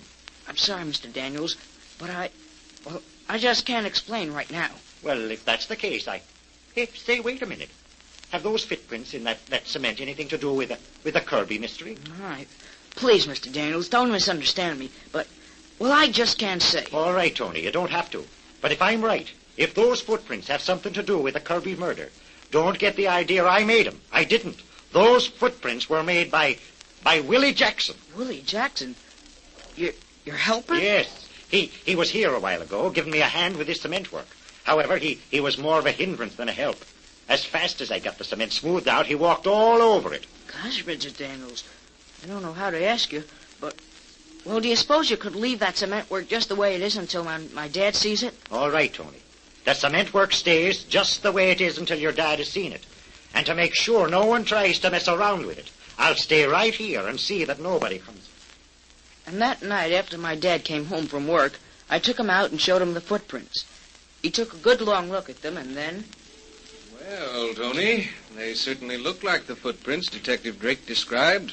Right shoe, heart-shaped hole worn in sole, and... Well, what more can you ask? Then I was right to ask Mr. Daniels to leave the cement work so that you could see it? You certainly were. I was a little worried. Worried? Why? Well, I was afraid you might think I was being a tattletale. Would you call our detectives and G-men tattletales? Gosh, no. Well, then don't you call yourself one. You see, son, as long as you deliver the right kind of information to the right people, you're doing the right thing. And if that information helps to make this country a better place in which to live, well, you can be proud of yourself. But now look here, that certainly doesn't mean that you're to go walking into danger and getting yourself into trouble. That's the last thing I'd want you to do. Is that clear? Sure, Dad, sure. All right, then. That's about all there is to be said along that line. Right now, we'd better get over to headquarters with this information. Yes, I guess you're right about that, Dad. Do you suppose this will clear up the whole mystery? Well, that's something I can't say, Tony. I just don't know. Well, come on, son. Let's be getting along. I want to get back to the apartment before... There you are, Detective Drake. As soon as I saw those footprints, I felt sure they were made by the same shoe that left the print in the flower bed just below the window of the Kirby apartment. I see. And you, Adams, how'd they look to you? Well, just the way I imagined they'd look from the description you gave us. You're sure of that? Positive. Well, that just about settles it, doesn't it? At any rate, it's reason enough to have our friend Willie brought in for a little talk. Do you really think he's the murderer, though? Well, if he isn't, he's got a lot of explaining to do. Say, by the way, didn't you tell me that Kirby was a little suspicious of him? Yes, I did. And when I told Kirby that Willie only started to work at the Wilshire Apartments 2 weeks after he and Mrs. Kirby moved in, he seemed to be pretty sure that Willie was the mysterious avenger. I see. Well, it wouldn't surprise me if Kirby had him right. At any rate, we'll soon find out. I'll have Willie brought right in, and we'll see what we can... And this is what happened when Willie was finally brought about to headquarters. He was taken right into Detective Sergeant Drake's office. And then... Sit down, Willie. Sit down. Make yourself comfortable. Oh, thank you, sir. Thank you. That's it. Just act as though you were right at home. Why, you can even take your shoes off if you like. My shoes? Did you say my shoes? Yes, Willie. I said your shoes. Oh, well, that's what I thought you said. Well, if it's all the same to you, I'll just keep them on. Not afraid of losing them, are you? Oh, no, sir. It ain't that, only that... Well, what is it, then? Well, I just don't want to take them off, that's all. Sure you're not afraid to take them off? Sure you're not afraid that they'll give you away? What do you mean? Why are you doing all this talking about my shoes? Can't you guess, Willie? Can't you guess? No, I can't. You seem a little nervous, Willie. What's the matter? Nothing's the matter, nothing. And if I am nervous, it's because you're making me nervous. Oh, I'm sorry, Willie. Very sorry. I didn't mean to make... What'd you bring me down here for, huh? To ask you about a man by the name of Ralph Graham. Ralph Graham? Nope. Nope, don't know him. You're lying, Willie. No, I ain't honest. I don't know any Ralph Graham, and I don't want to. You knew Kirby, didn't you? Sure. You hated him, too, didn't you? Sure. He hit me once awful hard. I hated him, all right. Of course you did, and that's why you killed him. No. Then why did you kill him? I didn't. Stop lying. You'll tell the truth or I'll... I am telling the truth. Hey, what's got into you? All right, Willie. You win. You can go. Okay. I'll be glad to go, too. Gee whiz. You're acting awful funny. It seemed like it's... Willie. Yeah, what do you want? There's just one other question I'd like to ask you. Where'd you get those shoes? Come on, Willie, tell me. Where'd you get those shoes? Answer me before I... Oh, so that's it. It's the shoes, huh? I thought it was something. What did you think, Willie? What'd you think? Let me go. I'm telling the truth. I'll tell you all about it. All right, Willie, go ahead. She threw them away and... What are you talking about? The shoes. That's what you asked me about, ain't it? Yes, but I don't see where anything... Well, then let me finish. It was the day after Mr. Kirby got killed, and I saw her putting the shoes in the rubbish heap down in the cellar of the apartment house. Now, I needed shoes. Hold it, Willie. Hold it. Who put the shoes in the rubbish heap? Mrs. Kirby. Mrs. Kirby? Sure. Who else? They was Mr. Kirby's shoes. Are you sure of that, Willie? Are you sure they were Kirby's shoes? Sure. He threw them at me once when I was in his apartment. Get those shoes off, Willie, and make it snappy. But Get them off. All right. But I'm getting a little sick of this. I ain't no criminal. Brown. Get all the information you can about Mrs. Kirby. Find out who she was before she married Kirby, where she came from, who her relatives were, and then check it all against the dope we've got on Kirby's apartment, Ralph Graham, and... Before very long, Detective Drake had all the information he needed. He didn't waste any time either, but just beat her around to the Kirby apartment.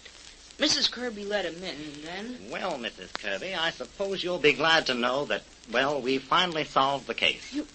You mean you know? Yes, we know who killed Mr. Kirby. Who did it? Suppose you tell me. What do you mean? Just what you think I mean. The Avenger killed your husband, and you are the Avenger. Oh, you must be insane. I don't know. Oh, no, Mrs. Kirby, I'm quite sane. I've got the whole case right at my fingertips. I've checked it all right from the very beginning. You had a brother by the name of Graham Ralph, who later changed his name to Ralph Graham and became Kirby's partner in crime. We all know the story from then on. Your brother died in prison, while Kirby went free. Oh, it's a lie. I never had any... You never forgave Kirby, and I don't know, but your brother takes the rap by himself, and so you followed him. You finally met him, got him to marry you, and then you just sat back and waited until you thought the time was right. Then you killed him. No, you've got to believe me. I didn't You took a pair of Kirby's shoes, went out to the flower bed, and deliberately planted a footprint to throw the police off your trail and onto the trail of a mysterious man. Then you called your husband to the open window and fired the shot that killed him. You can't prove any of this. No, I can prove every bit of it, and I'm going to. You haven't got a chance, and you might just as well come... Oh, haven't I? Well, here's one bet you overlooked. You see this gun in my hand? Yes, I do. Well, I'm going to use it on you. No, you're not. You see, there's a policeman at the window right behind you, and he has you covered. Why, where is he? Well, you lied to me. There isn't any policeman there. No, there isn't, is there? My error. However, I have you covered now, and I'll just have to trouble you for that gun, Mrs. Kirby. The oldest trick of them all, and I fell for it. Yes, you did, didn't you? And now the gun, please. I hate to rush you, but, well, I'm rather anxious to turn in my report. It's quite a relief. When she realized it was hopeless to hold out, Mrs. Kirby finally confessed and cleared everyone else connected with the case. Well, fellas, that finishes my report. And I guess it just about proves that it doesn't pay to take the law into your own hands.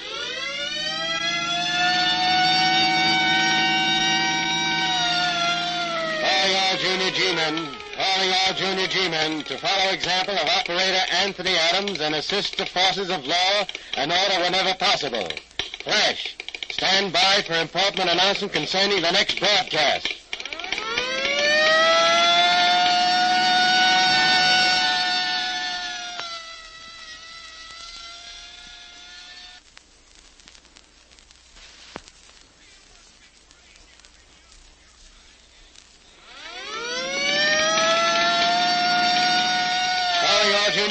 G-Men, calling all Junior G-Men to proceed at once to points of duty.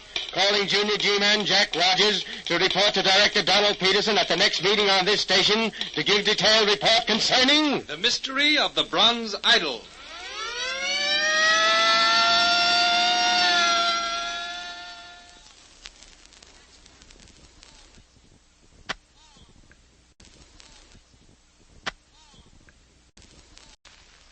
Donald Peterson presents the true adventures of Junior G-Men.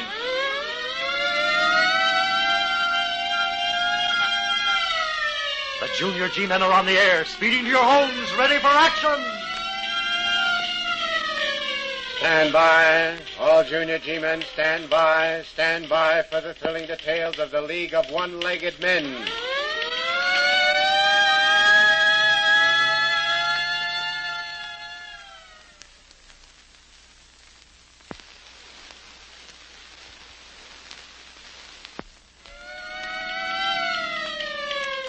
Calling all Junior G-Men. Calling all Junior G-Men. Stand by for report of Junior G-Man Jerry Dodge concerning the League of One-Legged Men. Report number 933 in 3 parts is given by Operator Jerry Dodge of Harrison. Part 1. Well, fellas, although I wasn't in on this case from the very beginning, I'm going to try to give you the best idea I can of how it all started. Well, now, in the first place, it was during the early part of this past summer that one day a young girl walked into the classified ad department of the Harrison Eagle and arranged to have a certain ad published in the paper for a period of 1 week. It was after she left the office. Hey, Red, come here a minute. Okay, here I'm with you. Well, let's have it. What's on your mind? Look, a dame just gave me this ad to put in the paper. Read it. Okay. Attention to all one-legged men. If through some misfortune you have suffered the loss of a leg and are at present without an income, it is to your decided advantage that you get in touch with Anthony Bishop immediately. Address 36 Central Boulevard. Well? What do you make of it? Well, what do you want me to make of it, a mystery? Well, isn't that what it is? Well, what do you mean? Well, it's a little unusual, isn't it? After all, what does this guy Bishop want with a bunch of one-legged men? What's he got to offer them? You mean to tell me that after all these years you don't recognize a come-on when you see one? In other words, then you think this guy Bishop is selling something. Artificial legs, maybe. In an antique shop? You mean... I happen to know that Auntie Bishop is in a rare antique business, and that address is 36 Central Boulevard. That's the address of his store. Hey, that's funny. Yeah, very funny. Well, maybe he's trying to sell him something else, some kind of a... Listen, Red, Bishop's not trying to sell him anything. This ad tells you that. He's looking for one-legged men without jobs or any means of support. Beggars, that's what he wants. Then he must have some kind of a job for him. Yeah, sure. But what kind? What kind of a job can a one-legged man do better than anyone else? You tell me, Mr. Bones. What's the answer? I wish I knew. Well, there's one way to find out. Yeah, I know. But that'd be going a little too far. Maybe you're right. Hey, but look, if that ad's supposed to make the final edition, you'd better shoot it along. We go to press it now unless it's all in there.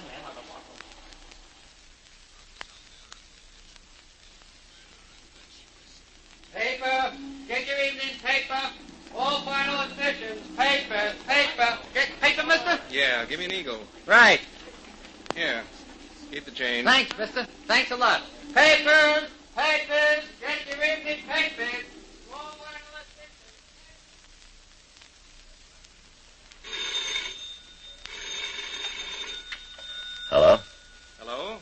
Hello? Hello, that you, Pete? Yeah, how are you, Bob? Still recognize the old voice, eh? Oh, sure, why not? Well, it's been a long time since that right leg of mine and I parted company, and, well, I haven't been getting around as much as I used to. At any rate, I'm glad to talk to you again. Just got in a few minutes ago. Got your message and called you right back. What's up? Well, I was reading in the Eagle tonight and happened to run across something that might interest you. An ad that reads, "Attention, all one-legged men." Did you get that? Yeah. I'm all ears.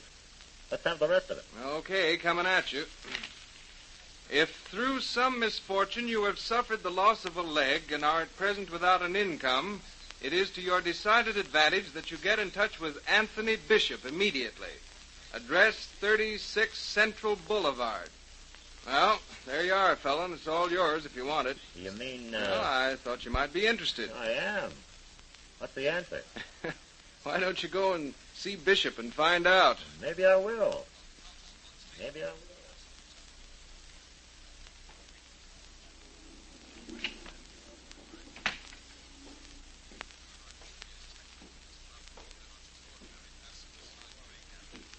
Good afternoon. What can I do for you? Well, that's what I'd like to know. What can you do for me? What can Anthony Bishop do for me? You mean That ad in last night's Eagle. What did it mean?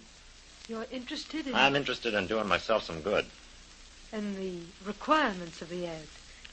Do you... You can see for yourself, can't you? I'm minus a leg and... Yes, of course, but... Well, are you at present without an income? Listen, sister. I've been without an income ever since I lost my leg in the war. I see. Well, if you'll just step this way, please. Sure. Where are we going? To Mr. Bishop's office. So I made the grade. That's for Mr. Bishop to decide. I see. The big boss, eh? Exactly. The big boss. And here we are. Quick trip. And a happy landing. What's your name? Hanlon. Robert Hanlon. Very well, Mr. Hanlon. Follow me. Sure. What can I lose? I beg your pardon, Mr. Bishop, but... I should think you would, Miss Martin. You might have knocked, you know. I'm sorry, Mr. Bishop. Your apology is accepted. However, you will see to it that it does not happen again. Yes, Mr. Bishop. And now, this gentleman? Mr. Robert Hanlon. He's answering the ad in last night's paper. I see. Well, come in, Mr. Hanlon. Come right in. Thanks. I shan't be needing you, Miss Martin. Not for the present. You understand. Yes, Mr. Bishop. Of course. Well, now, Mr. Hanlon, now that we're alone, we'll get down to business, huh? Suits me. To begin with, physically, you meet every requirement of the League. The League? Yes. The League of One-Legged Men. Fascinating title, isn't it? The League of One-Legged Men. And now, fellas, I suppose you're wondering how I happened to get mixed up in this, aren't you? Well, it was just as simple as falling off a log. You see, as soon as vacation began, I started looking around for a job, and, well, fortunately, or I guess unfortunately, I managed to land a job as a general errand boy in Mr. Bishop's antique shop. It was just a few weeks after that mysterious ad first appeared in the Harrison Eagle that, well, one day, as I was dusting off... Hello. Bishop around? No, he's not. He just stepped out for a few minutes. Miss Martin's in his office, though. I'll call her. Wait a minute. Yes, sir. Who are you? Jerry Dodge, sir. The errand boy. I work here. Since when? Oh, since, let's see. Well, it's almost 3... Oh, Jerry, Oh, hiya, Miss Martin. Why, Mr. Hanlon. Well, when did you get back? This morning. Did you have a pleasant crossing? Very pleasant. And very successful. Well, that's fine. Mr. Bishop will be delighted. Yeah, I'll bet. Where is he? Out to lunch. He'll be back soon, though. Okay, I'll wait. In Mr. Bishop's office? Out here. Very well. Oh, Jerry. Yes, Miss Martin. After you finish with that dusting, I wish you'd run around to the post office for some 3-cent stamps. Let me know when you're ready to leave, and I'll give you the money. Yes, Miss Martin. See you later, Mr. Hanlon. Yeah, sure. See you later. Hey, kid. Oh, yes, sir? Stop that dusting and come here. Oh, all right. Whatever made you take this job? Because I wanted a job, and, well, this was the only one I could find. Do you need it? I mean, do you really need it? The money? Not exactly. Then you're quitting tonight. Quitting? The job? Yeah. Well, I don't want to quit. I like this job. It helps me to keep out of mischief. That's what you think. What do you mean? Never mind what I mean. You're quitting. Say, mister, I don't want to appear fresh or anything, but, well, I'm not quitting. Do you want to get into trouble? Real trouble? No, of course not, but... Then you do as I tell you. You don't know what kind of an outfit you're working for. Well, maybe not, but Mr. Bishop's always been swell. Never hear of the League of One-Legged Men? The League of... Gosh, no. What is it? A gang of guys like me. Fellas who... Like you? Well, gee, you've got 2 legs. And one of them is artificial. The right one. Honest? Yeah. Hard to believe, isn't it? Yes, it sure is. Well, outside of a slight limp, you walk just like anybody else. And just like... Hey, that's funny. What? What's funny? Well, a lot of men come in here to see Mr. Bishop. A lot of men who limp just like you do. Sure. And they all belong to the League of One-Legged Men. You mean they all have artificial legs? Sure. That's part of the setup. What setup? If I tell you, will you quit and get out of here as soon as you can? Well, if there's any real reason for me to quit, I will quit. Okay, now get this. A few weeks ago, Bishop got hold of a bunch of one-legged men. Down and outers. Fellows who were willing to do almost anything for 3 square meals a day. He offered them a chance to make some easy money. A chance to travel, to see the world. And along with all that, he supplied each one of us with an artificial leg. And in return? Every one of us, every last one of us, became a criminal. You mean that... Take my case. I was sent to London. I just got back today. Well, what'd you do over there? I'm coming to that. Bishop gave me a password and an address. The night after I landed in London, I went looking for that address. It was over near the waterfront. As I walked along the heaviest fog I've ever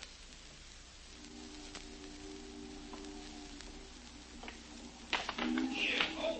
Here, Governor. Why don't you look where you're going? I would if I could see through this blasted fog. Sorry I smacked into you, though. Oh, it's all right, I guess. I suppose it was much my fault it was yours. It's bad night out, very bad. Yeah, you said it. You're a stranger, ain't you? An American. Yep, that's right. Say, by the way, maybe you can tell me where I can find Lee's place. Lee's place? Lee? Well, now, strike me pink, Governor, if that ain't a rich one. What do you mean? You're standing right in front of Lee's place. Lucky thing we had a little collision. He might have gone right on by. Yeah, that's right. Well, if you'll excuse me... Oh, sure, Governor. Good night, sir. Good night.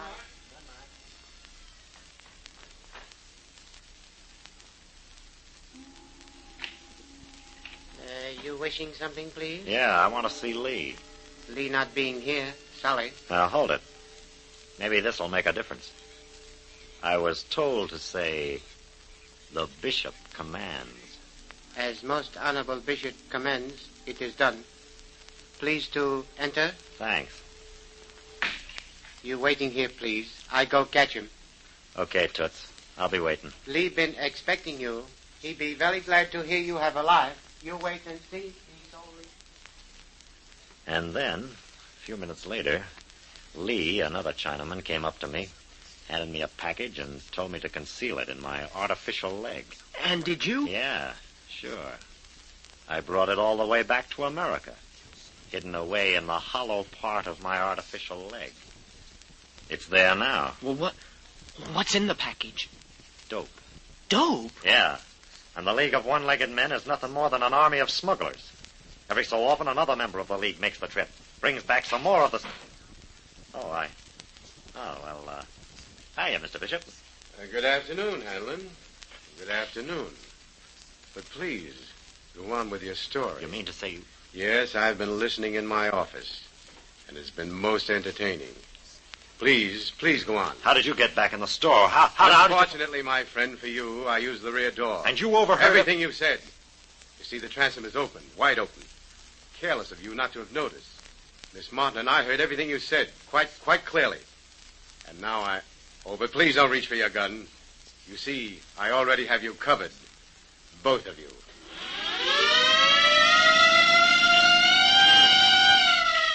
Stand by. All junior G-men, stand by. Stand by for the thrilling details concerning the next broadcast.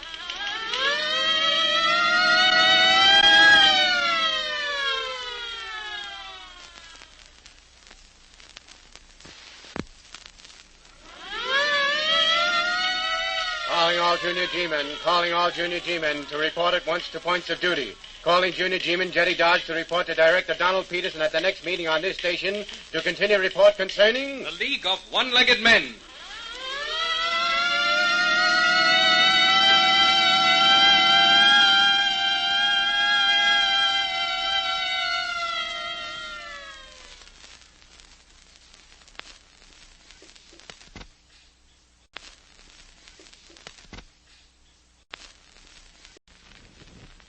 Donald Peterson presents The True Adventures of Junior G-Men.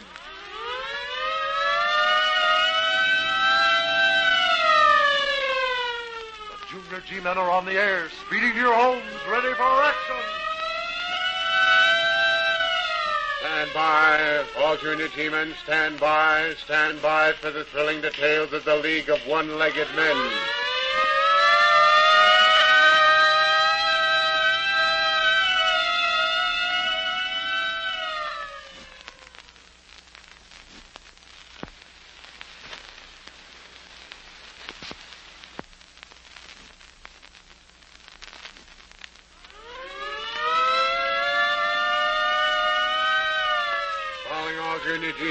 Calling all Junior G-men. Stand by for report of Junior G-man Jerry Dodge concerning the League of One-Legged Men. Report number 933 in 3 parts is given by Operator Jerry Dodge of Harrison. Part 2.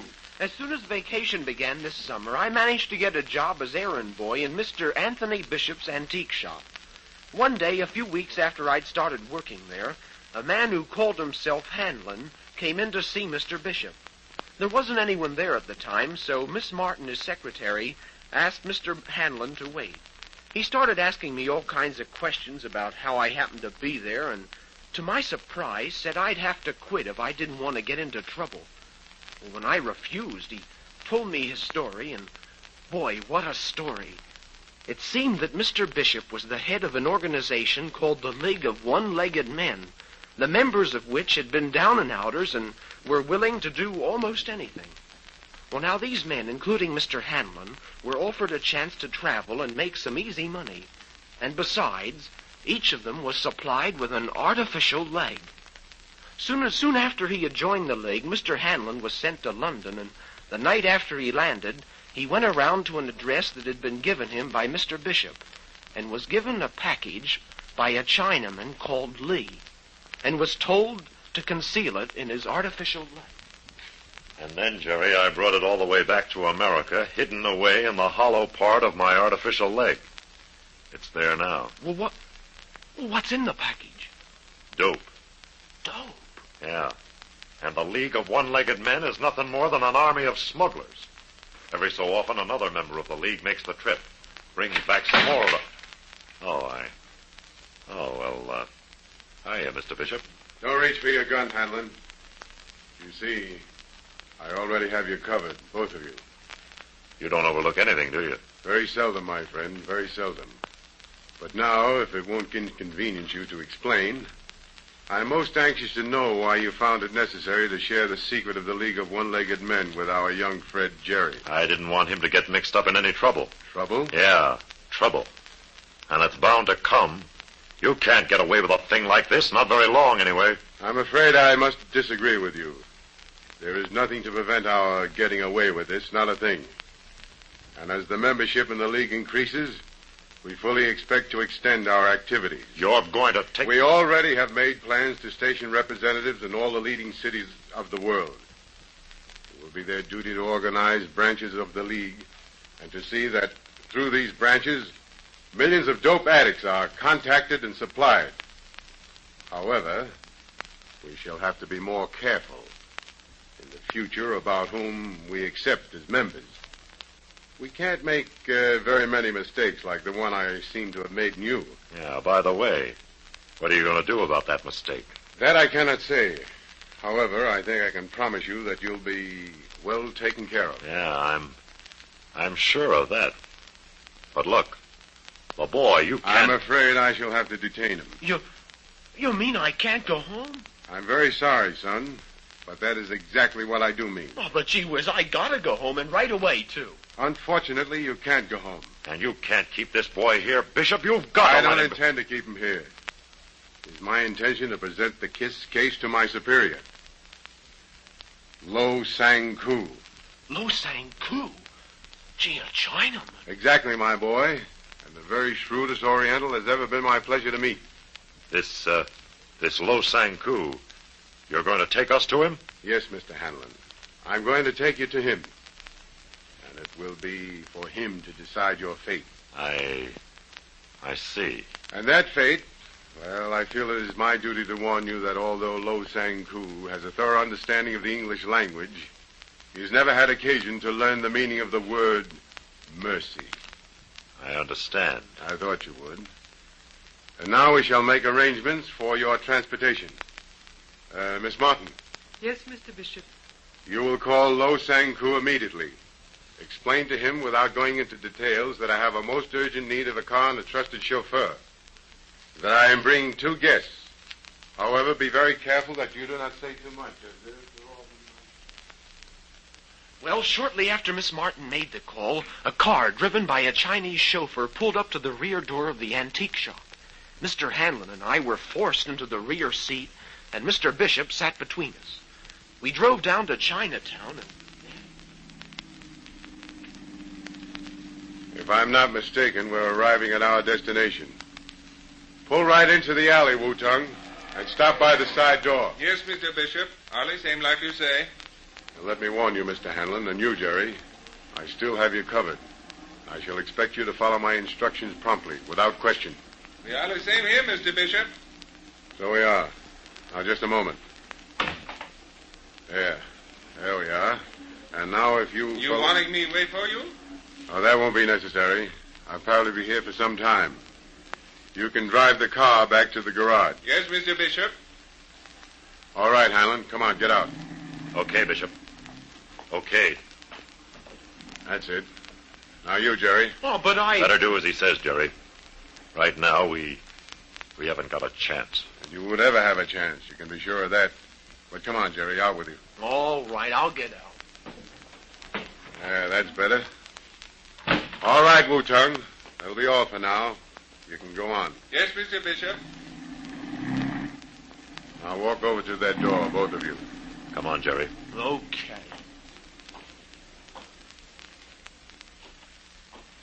That's far enough. Hold it. Now ring that bell. Go on, Hanlon. Ring it. Okay. There. Satisfied? Quite satisfied. What's the matter, Jerry? You look a little worried. Well, I am worried, but not as worried as you're going to be when the police catch up to you. And what makes you think the police are going to catch up with me? Well, what makes you think that you're smarter than any of the other criminals? What makes you think that you can... Well, what is... Oh, it's you, Mr. Bishop. Yes, Queenie, yes. May I come in? Mayuk? Sure, Mr. Bishop. And, bring your guests with you. That's very kind of you, Queenie. I'm sure my guests appreciate your hospitality. Come along, you two. There we are. Lo Sang-Ku is waiting for you. He wants to see you right away, alone. And my guests, what about them? They can wait in that room across the hall. Will that be quite safe? Yeah, sure. The windows are barred, and it takes dynamite to blast that lock. Well, that's very reassuring, to say the least. All right, Queenie, lead the way. The sooner we get our bird safety cage, Well, Mr. Hanlon and I were taken to a stuffy little room, and after Mr. Bishop and the woman called Queen. I'm sorry, Jerry. Believe me, I'm plenty sorry. What do you mean? Well, it's all my fault you're in this mess. If I hadn't told you anything about this gang back there in Bishop's store, things might have turned out a whole lot better. As it is, well... there's no use crying over spilled milk. No, I suppose not. And after all, I did mean it for your own good. I wanted to get you out of there before I went ahead with my plans. I couldn't start anything while you were there. I just had to tell you what it was all about in order to convince you that... Oh, but what's the use? It didn't work out, and now I... Well, what didn't work out? My plan. My plan to smash this gang once and for all. Well, to crack it wide open. And... Gee, I don't understand. What do you mean? What don't you understand? Well, aren't you a one-legged man, a member of this gang? I? Okay, Jerry. You're going to get the whole story. I got you into this, and it's only right that you should know all about me. In the first place, my name isn't Hanlon. It's Hale. Robert Hale. And until 6 months ago, I was serving as a government investigator. A G-man? Yeah, a G-man. Boy. However, I was wounded while shooting it out with a couple of gangsters, and after my right leg was amputated, I wasn't much good for active service. I was given a job in the clerical department. And then, when that ad appeared in the paper... What ad? Bishop's ad. The one asking all one-legged men to get in touch with him immediately. Oh, I see. Well, after it had been pointed out to me, I got to thinking about it, and the more I thought about it, the more I wanted to find out what it was all about. I finally asked and received permission to investigate. Then well, you know the rest. I joined the League. And before very long, I was sent over to London. By that time, I'd already made up my mind. And so you see, Mr. Hanlon, well, that is, Mr. Hale, wasn't a criminal at all, but an honest-to-goodness G-man. Well, about an hour later, he was telling me all about the evidence he'd managed to get. And so, Jerry, I was all set to crack down on Bishop and his whole outfit. I had all the evidence I needed, and... Listen. Someone's coming. Yeah. Yeah, someone's coming, all right, I suppose. Oh, it's you. Yeah, it's me. I've come for you. Yeah? Where are we going? To Lo Sang Koo. Come on, follow me, the two of you. Okay. Come on, Jerry. And don't lose your nerve, boy. I'll try not to. Come on, he's waiting, he is. And he don't like to wait. Now, that's tough. Well, go on, lead the way. Stick close to me, Jerry. No matter what happens. Do you hear that music? Yeah. Sure, what about it? It's a sign. Bad sign. What do you mean? Whenever Lo Sang Koo plays that music on the phonograph, something always happens. Something always happens. But here we are. Wait. Please to enter Humble Portal. He means come in. Follow me. Here they are, Lo Sang Koo. I brung them like you said. Oh, good. Very good. Please to closing door.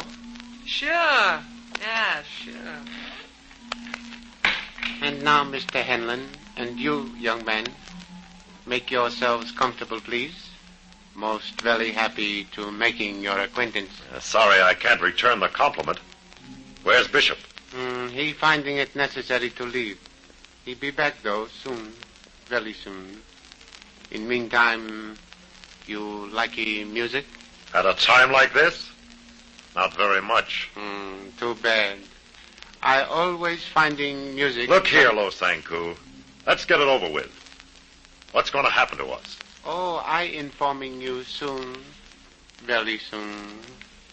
You likey Chinese music?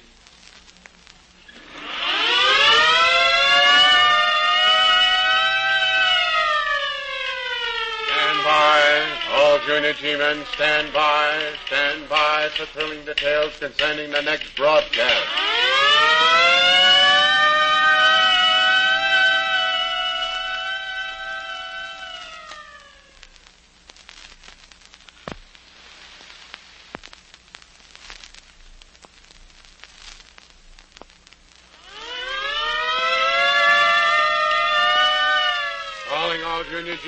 Calling all Junior G-men to report at once to points of duty.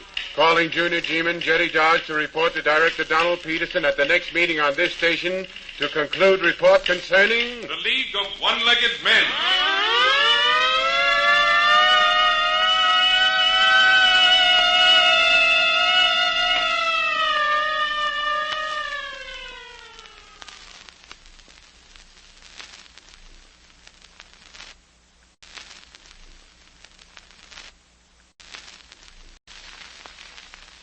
Donald Peterson presents The True Adventures of Junior G-Men.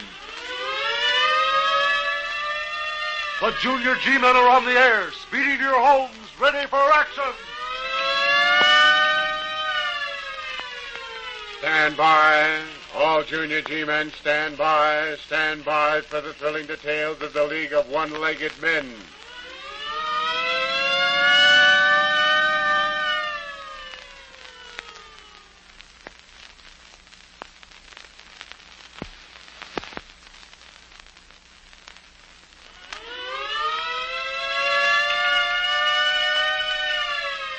Calling all Junior G-men.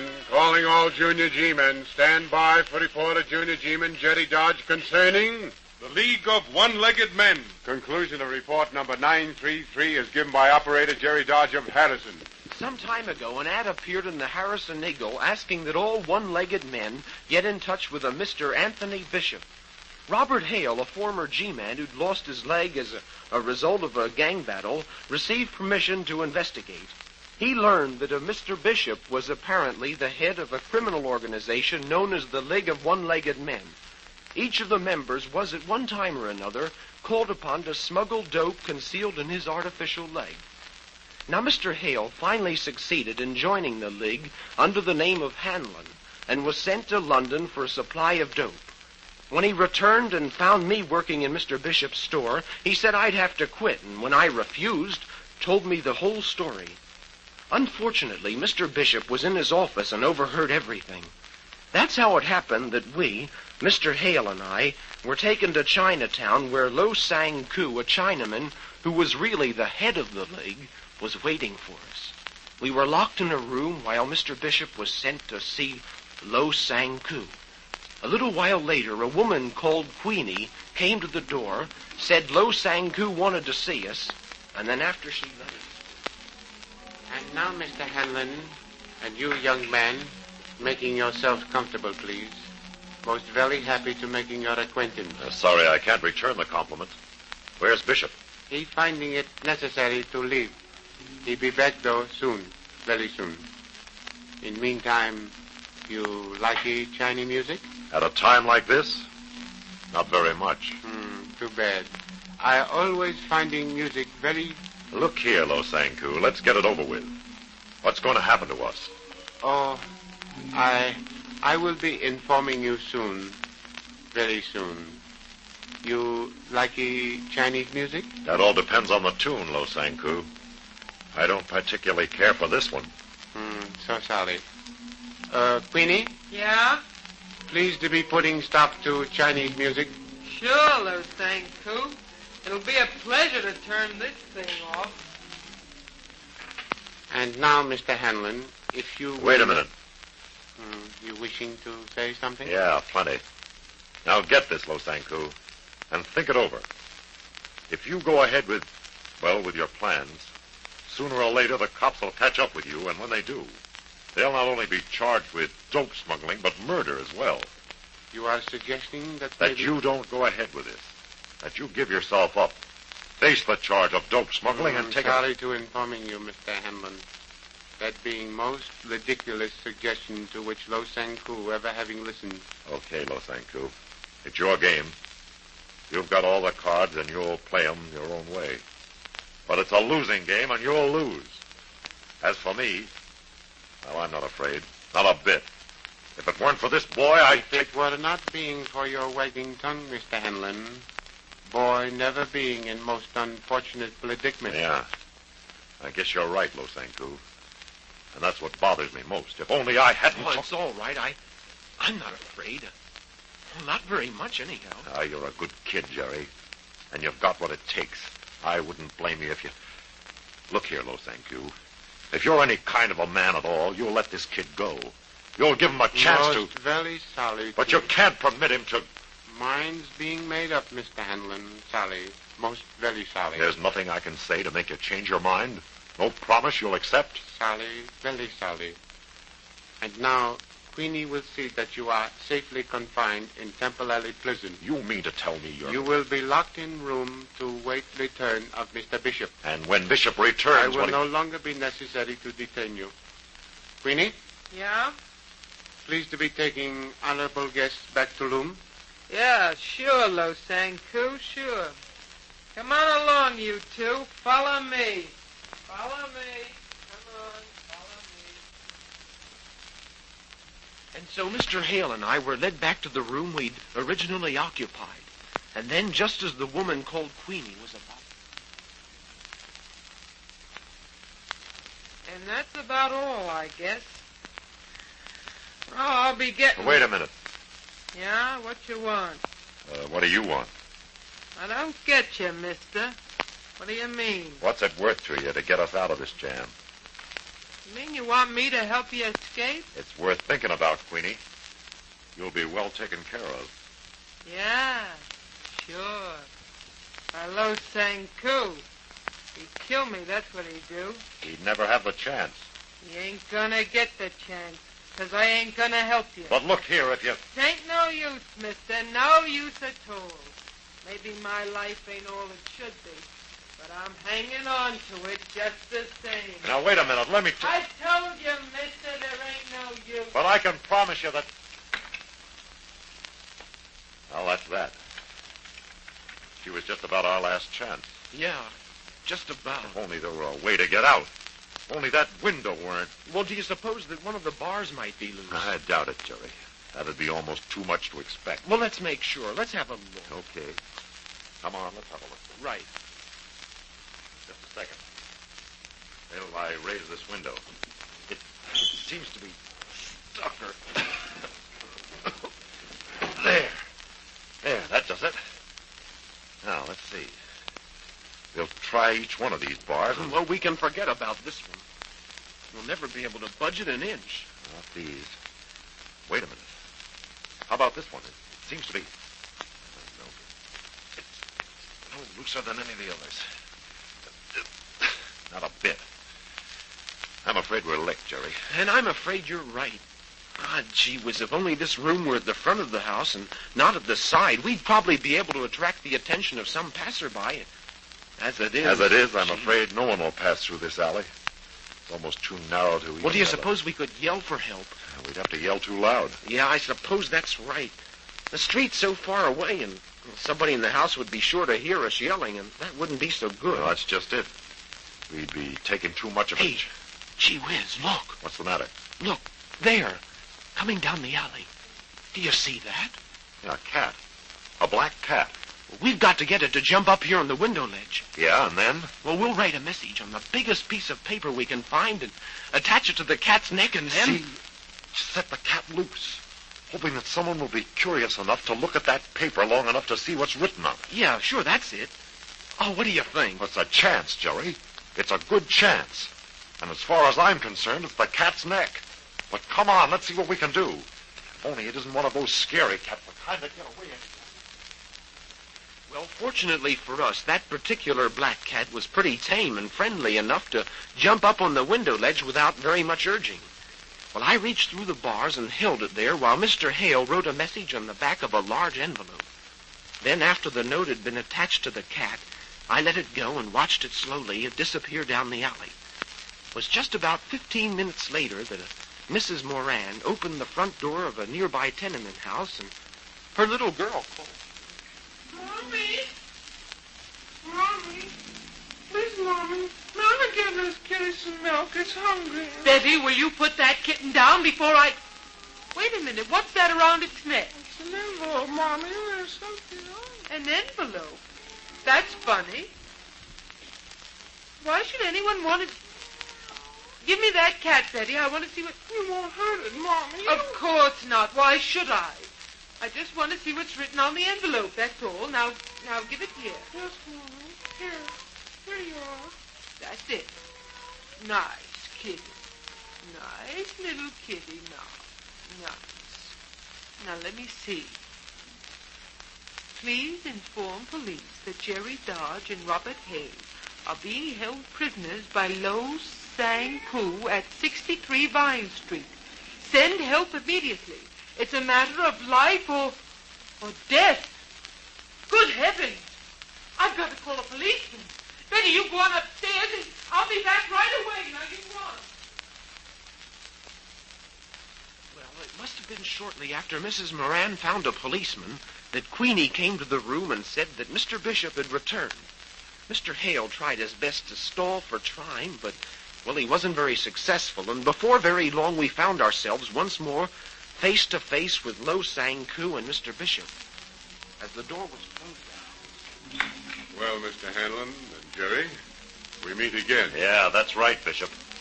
We meet again. For the last time. You're pretty sure of that, aren't you? Of course, Mr. Hanlon, of course. You know, Bishop, if I were to be granted one last wish, I think that wish would be for 5 minutes alone with you. There's nothing I'd like better than to grab you by the throat and let you... Unfortunately, Mr. Hanlon, you're now having less than 5 minutes to live.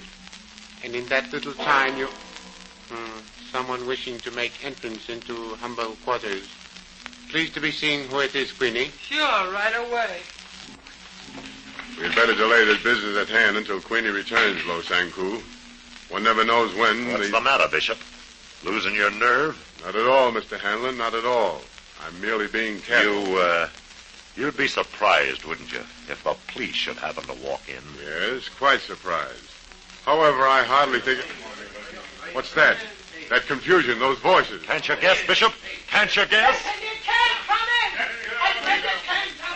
Most very alarming disturbance. Lo Sanku not understanding why.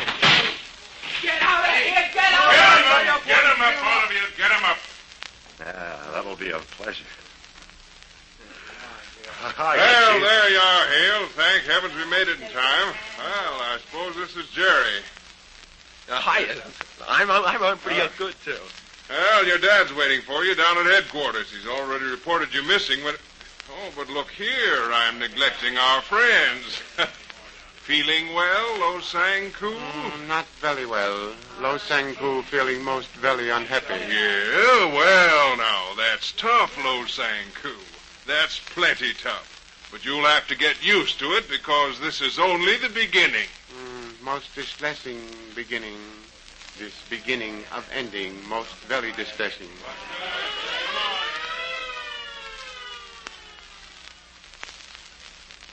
Stand by. All Junior G-men, stand by. Stand by for thrilling details concerning the next broadcast.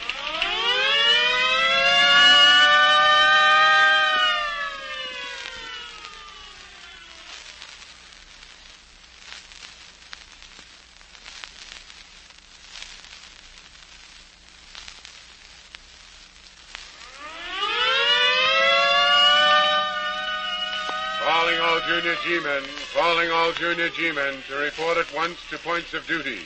Calling Junior G-man Eddie Martin to report to Director Donald Peterson at the next meeting on this station to give a report concerning... The case of the creeping shadow.